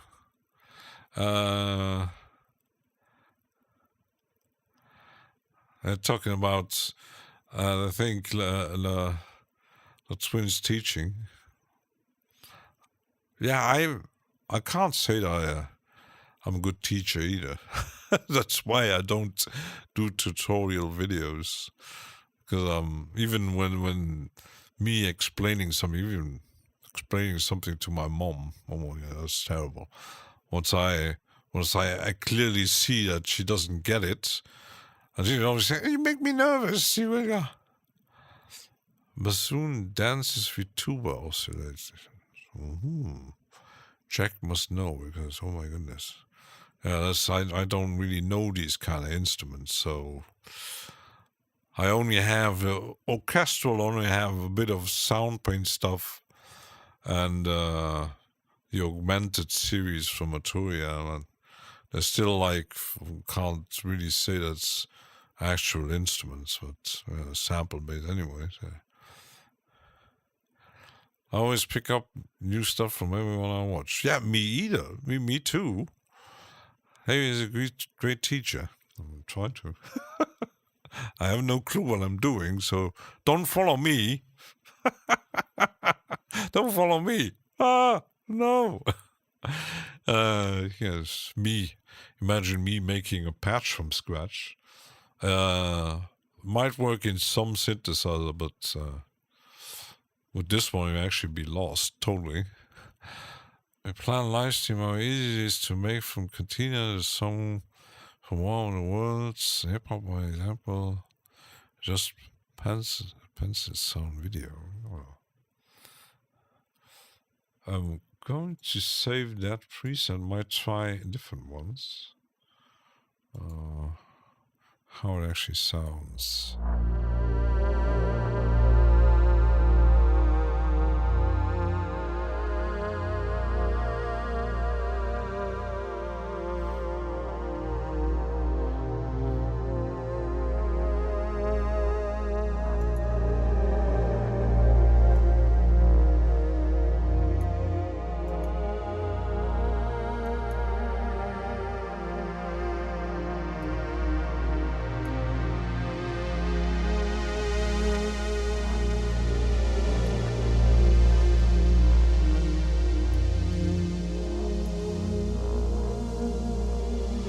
But I do know how. Recently, I discovered how to actually change presets to my liking. Give me such good tips and inspiration in every stream. I'll try to. Yeah, because it's kind of because when I decided, okay, I can stream instead of making scripted videos or how things work. I could just do live stream and figure it out because in the same time, I'm actually learning myself. Like, I have this science synthesizer for ages, and even the other Arturia stuff, and Arturia, Cherry Audio, all these synthesizers I have, I'm still figuring out how they all work. Some basics I know, but still, it's like when I'm watching Viral Beats playing around with the MPC, I do have, it's a MIDI controller, and it was my first one that I bought, and I tried finger drumming. Oh my goodness. It sounded horrible. I totally suck at this. So, yeah, finger drumming, that's not my thing. I would, it's in my list. Maybe at some point I would grab something like that, just to play around with samples and stuff like that. A real MPC. It still interests me, even though I'm knowing that I'm not perfect. Bring these sounds in a convolution verb, a big hall, and just take the close signal away.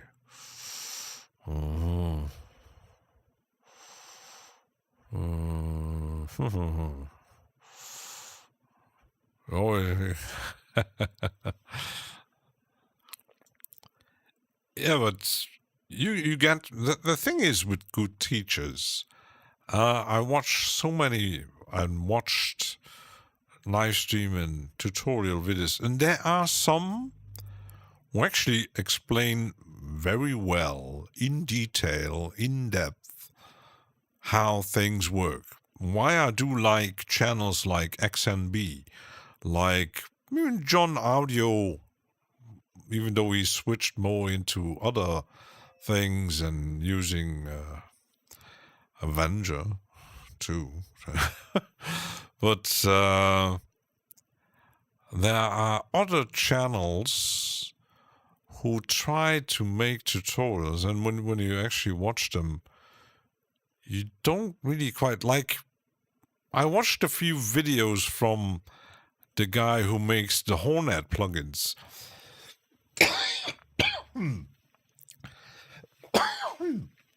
Is it the accent or how it? I don't follow.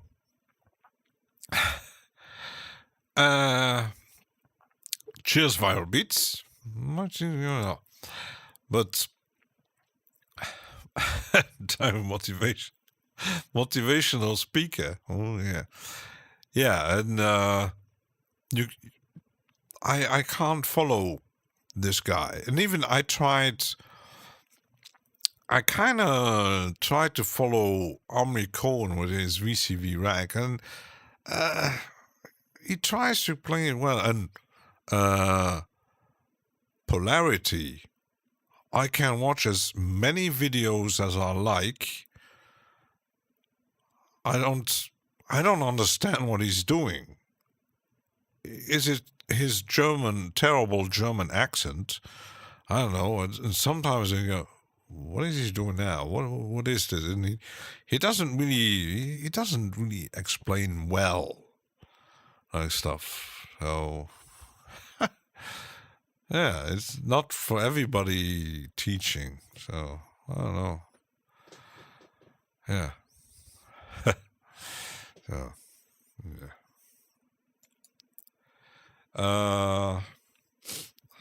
I don't got my nose colored up, so I hope I didn't really catch a cold today, because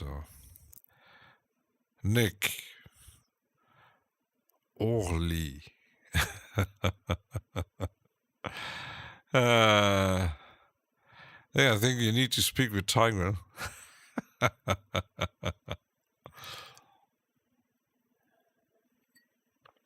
Yeah, me teaching. I try to. I wouldn't consider myself like a good teaching person. I try to learn while doing and maybe finding out things, and then maybe you can follow along. I tell you, I'm a very slow learner. Can I get funding if you curriculum is there's a whole community should set up a consortium to teach various things and subjects. Yeah. It's up to everybody. So kind of fat back when you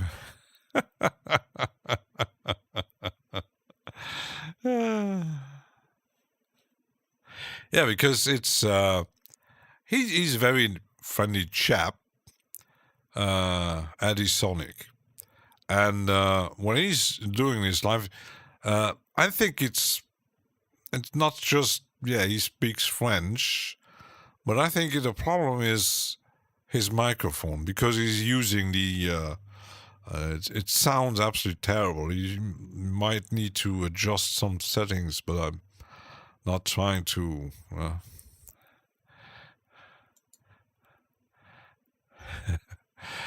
So, and one of his last lives he did, there was, I think he was American, and Eddie was talking in French, very muffled, typical, and even I had problems understanding him.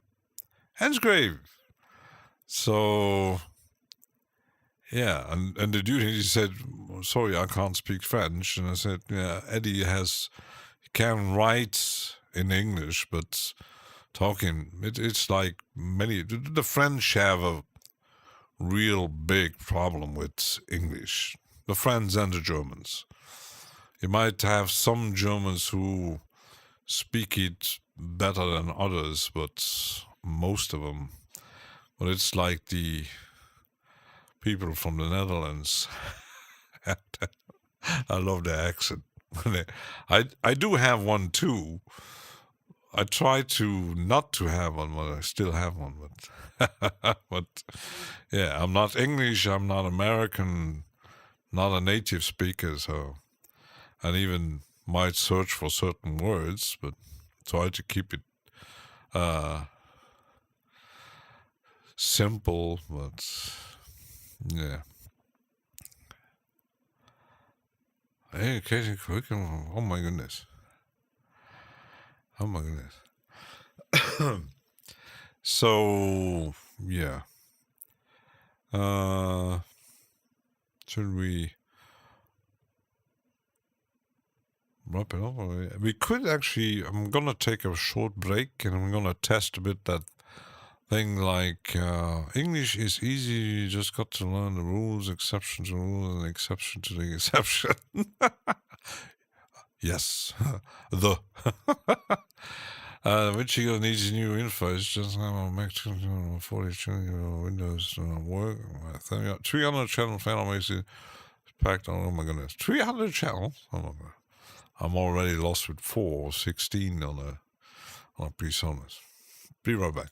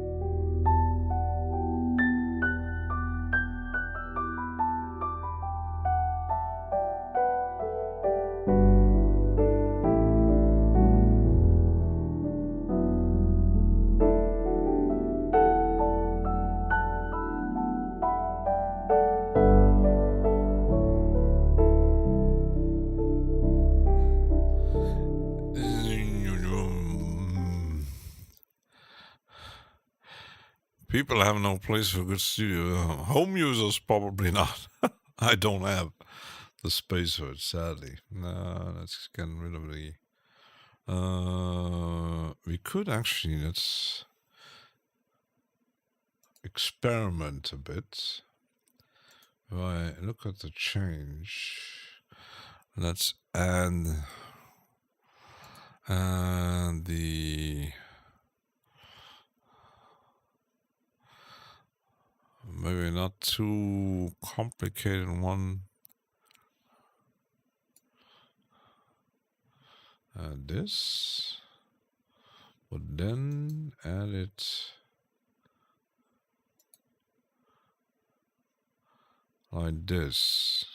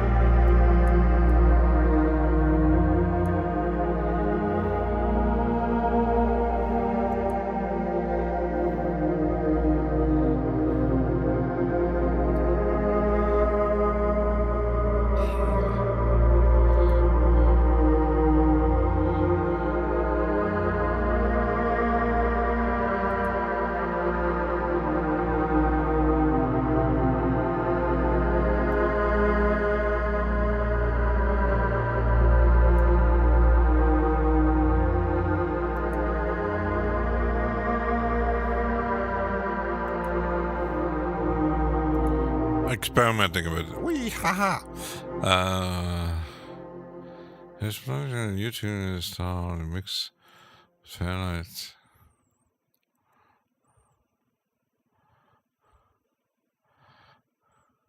A bit bigger rooms.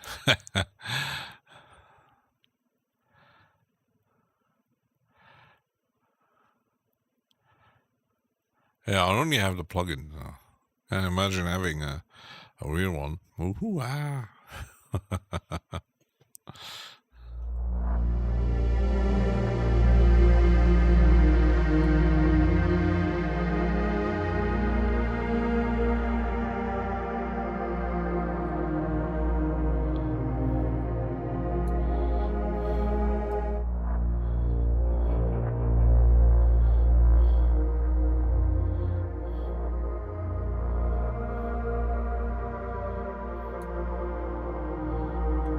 The thing is, sometimes the faders are a bit confusing to me because now I'm like on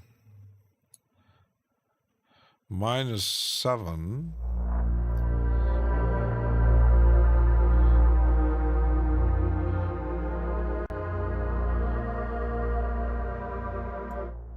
So that's 0.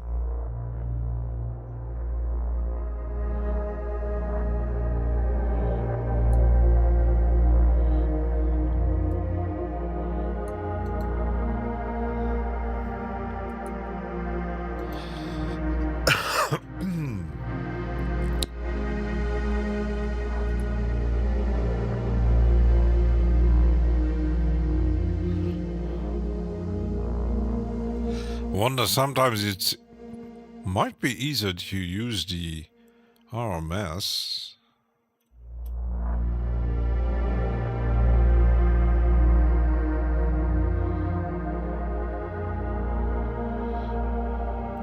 It's less confusing to me. Let's see if if there's an option in here.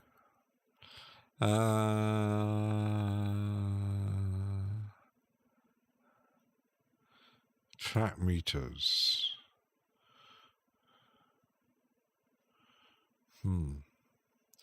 There's not really...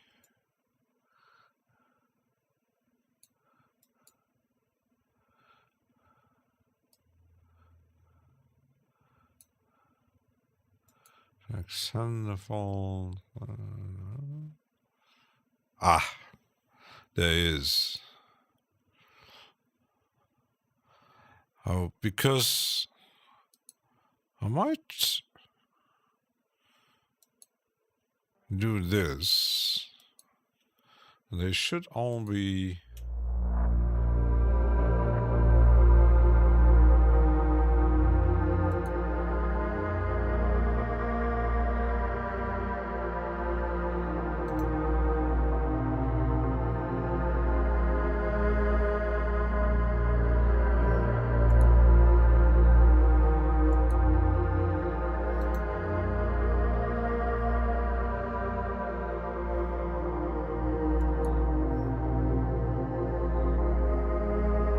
It's less confusing to me. Subs fading away, ambient vibe.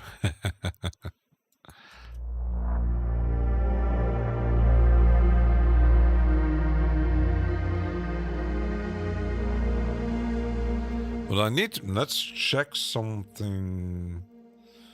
If I do a new track,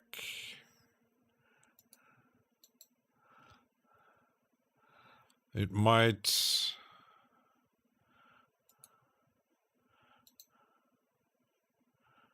Yeah, still.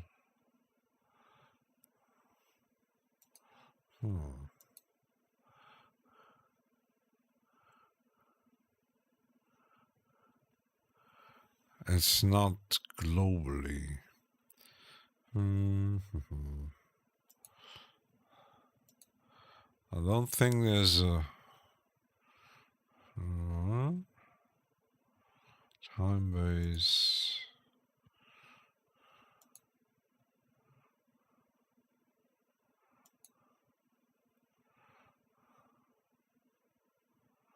Hand modes, send.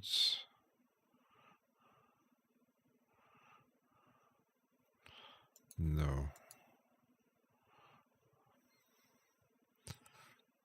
It might be saved in the track templates. Let's see if I just do one with double click. I might need to save the DMG is here. Biscuit fell asleep. The right music for it, Biscuit. So I need to maybe change the it's on the I might need to change the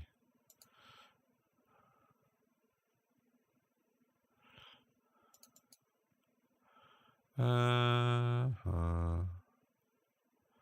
think it was here. No. Sample based cube. Might need to overwrite them all in due time. Because I do like to display a bit. For me, it's easier when I reduce the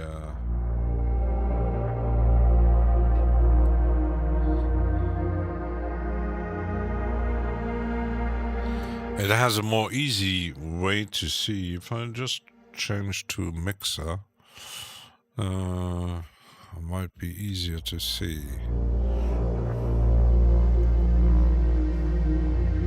Yeah.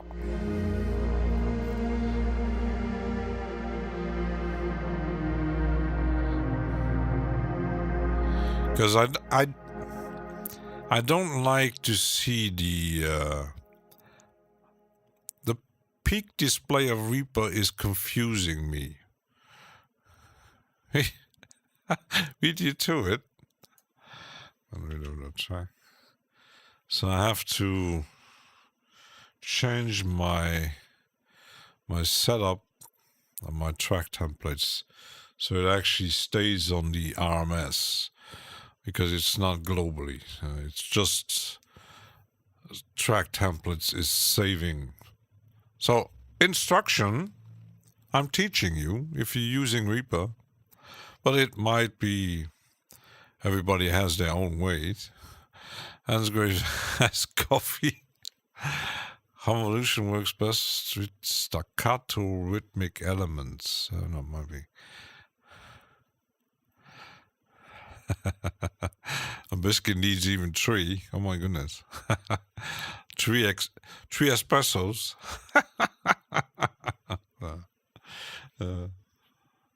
Yeah. So I need to, I won't be doing that. Maybe if I have some spare time, I'm going to do my track templates, or at least when I'm loading them, I will save them over with the new display, so it's less confusing to me, because now I actually see what's happening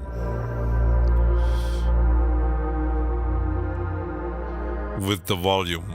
I might even, that one actually peak loudness, yeah, because the master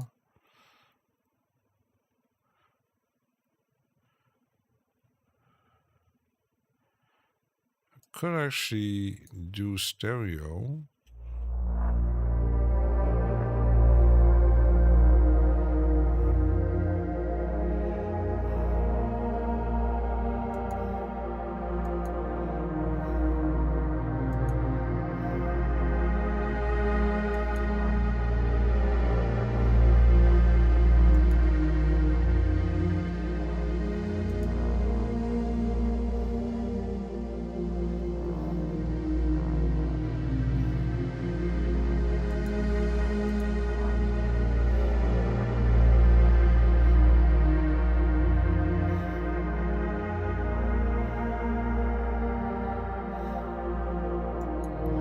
Might leave it like that. Testing around here. Jack is eating what? Tortillas and coffee beans. I was going to be eating cookies. Don't give me ideas. I don't have cookies at the moment. So let's leave the display now. Potato dumpling. Interesting.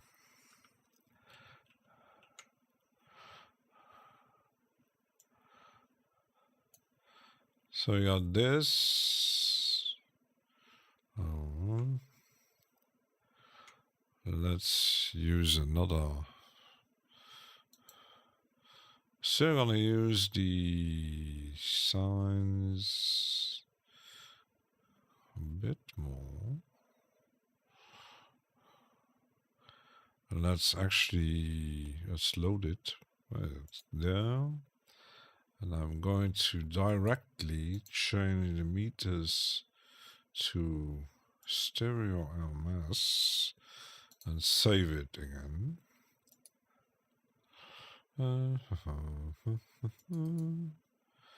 So that one is already saved. Yes, I know. That synth needs more knobs. Yeah, I'm already... The only thing that the Cherry Audio quite often are very big. So even if you if you put it like a bit smaller, that's too small, and too big, that's way too big. So, 1 out of 10. Yeah. So it's... I normally try to leave it on 100%, but yeah, it looks big and it has a lot of knobs. And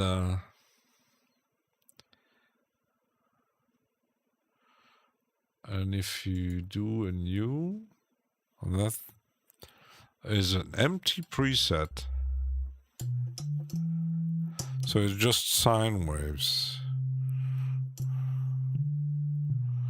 But it already has the levels set up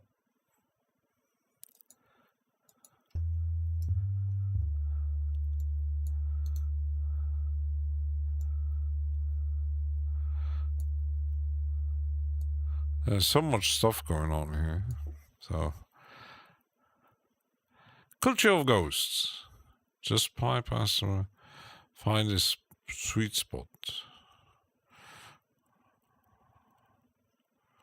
Yeah, the thing is, I'm just experimenting. I'm definitely for the more mixing details. I don't do that in the headphones because I do like to have it very loud on the speakers. Must check out their new synths, the Wasp. Yeah, I have like 6 or 7 I'm still missing in my collection. I talked yesterday about it. It's almost with the release rates of Cherry Audio, it's almost impossible to follow along, even if they just cost like $50, most of them. There are just 1 or 2 that I will never buy because the very weird cinematic organ thing, I'm not interested in that. The last drum machine is on my list. And so the Wasp is like yet another, is it a mono? Because I didn't watch the video, and there are even some other videos popped up on my YouTube thing. The original Wasp had nice filters, because even Alex Reed made a video about it. The guy from, I think there was one on Cherry Audio's channel, and I think someone from Plugin Boutique did one, but I didn't watch them yet, so might check them. Probably will get it because I like Cherry Audio stuff anyway. But there's like two of them I won't get, like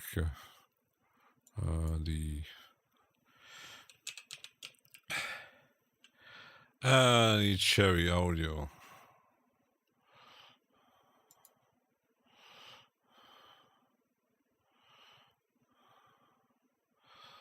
There's so much stuff. I did have this one. I don't have the P10. Of course, the KR55. I do have the Atomica and the filter. The Blue 3, I won't buy that one.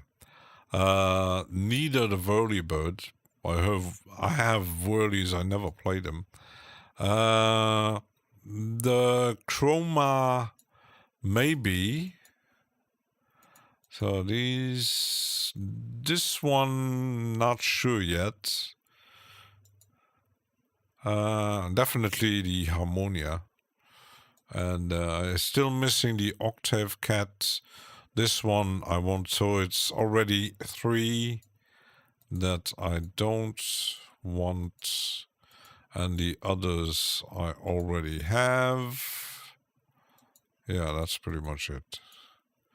But until I'm deciding to buy them, it's polysynth. Oh, it's not a mono. Oh, that's interesting. I was unaware of the chroma. Didn't fit my style. Yeah, it's a Rhodes. I've seen James Dyson playing it. Yeah. I just need Wasp P10 and GX80. Yeah. Shout out to James Dyson. Yeah, yeah, he's the live ambassador of Cherry Audio.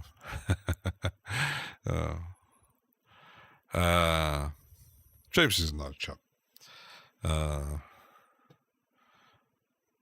I might even have to thank him discovering Cherry Audio through him. Not sure. It might that I already owned a few before stumbling on his channel, but I do all have. The only downside I think is how he sells his presets outside of Cherry Audio. It's a bit complicated to sending email money and he's doing a Cherry Audio stream right this second. Yeah, I might. I won't do a stream until 9. I'm gonna catch a bit viral beats and James. So, and the RMS, I will leave it like this, and trying to actually keeping the settings on RMS instead of the peaks, because I don't like the peaks, because when I'm reducing the volume, it confuses me. So yeah, we're gonna wrap it up. I'm also feeling a bit my nose is closed. Yeah, coworker opened the windows again today, so cold air. I hate that when she does it. Let's keep this one for tomorrow. We'll just change the title for tomorrow's stream. Might even start a bit earlier, depending on when I get home. So, no hay fever. Just, I hate drafts and cheap pollen about. Oh my goodness, yeah, that's the nasty stuff. Game over. Yeah. No, I have a terrible. I clearly, even when I'm sitting watching TV, I had some problems because of how my PC was set up. I had constantly a very. You could feel it sometimes, depending on the temperatures and the room itself. And it was quite often making me sick, just the ventilation of the PC. And since I moved it under the desk, it got better. So even I moved my NAS on the side, so I don't get this. It's a very small ventilation, but still, I can't support. I get very easily get a cold, and if it's a nasty, you'd have a really because if we're sitting on the 8th floor at the office, a window open and boom, that's you clearly will feel it draft everywhere. It's terrible, yeah, absolutely terrible. Hate it. So already took out some ginger stuff. So. Yeah, wrapping it up, and I'm keeping this for tomorrow. And yeah, let's raid James and Viral. So we can't really do sending raids like on Twitch. YouTube needs to fix that. Cheers, and see you tomorrow. Same time, same place. Bye. Bye. Bye.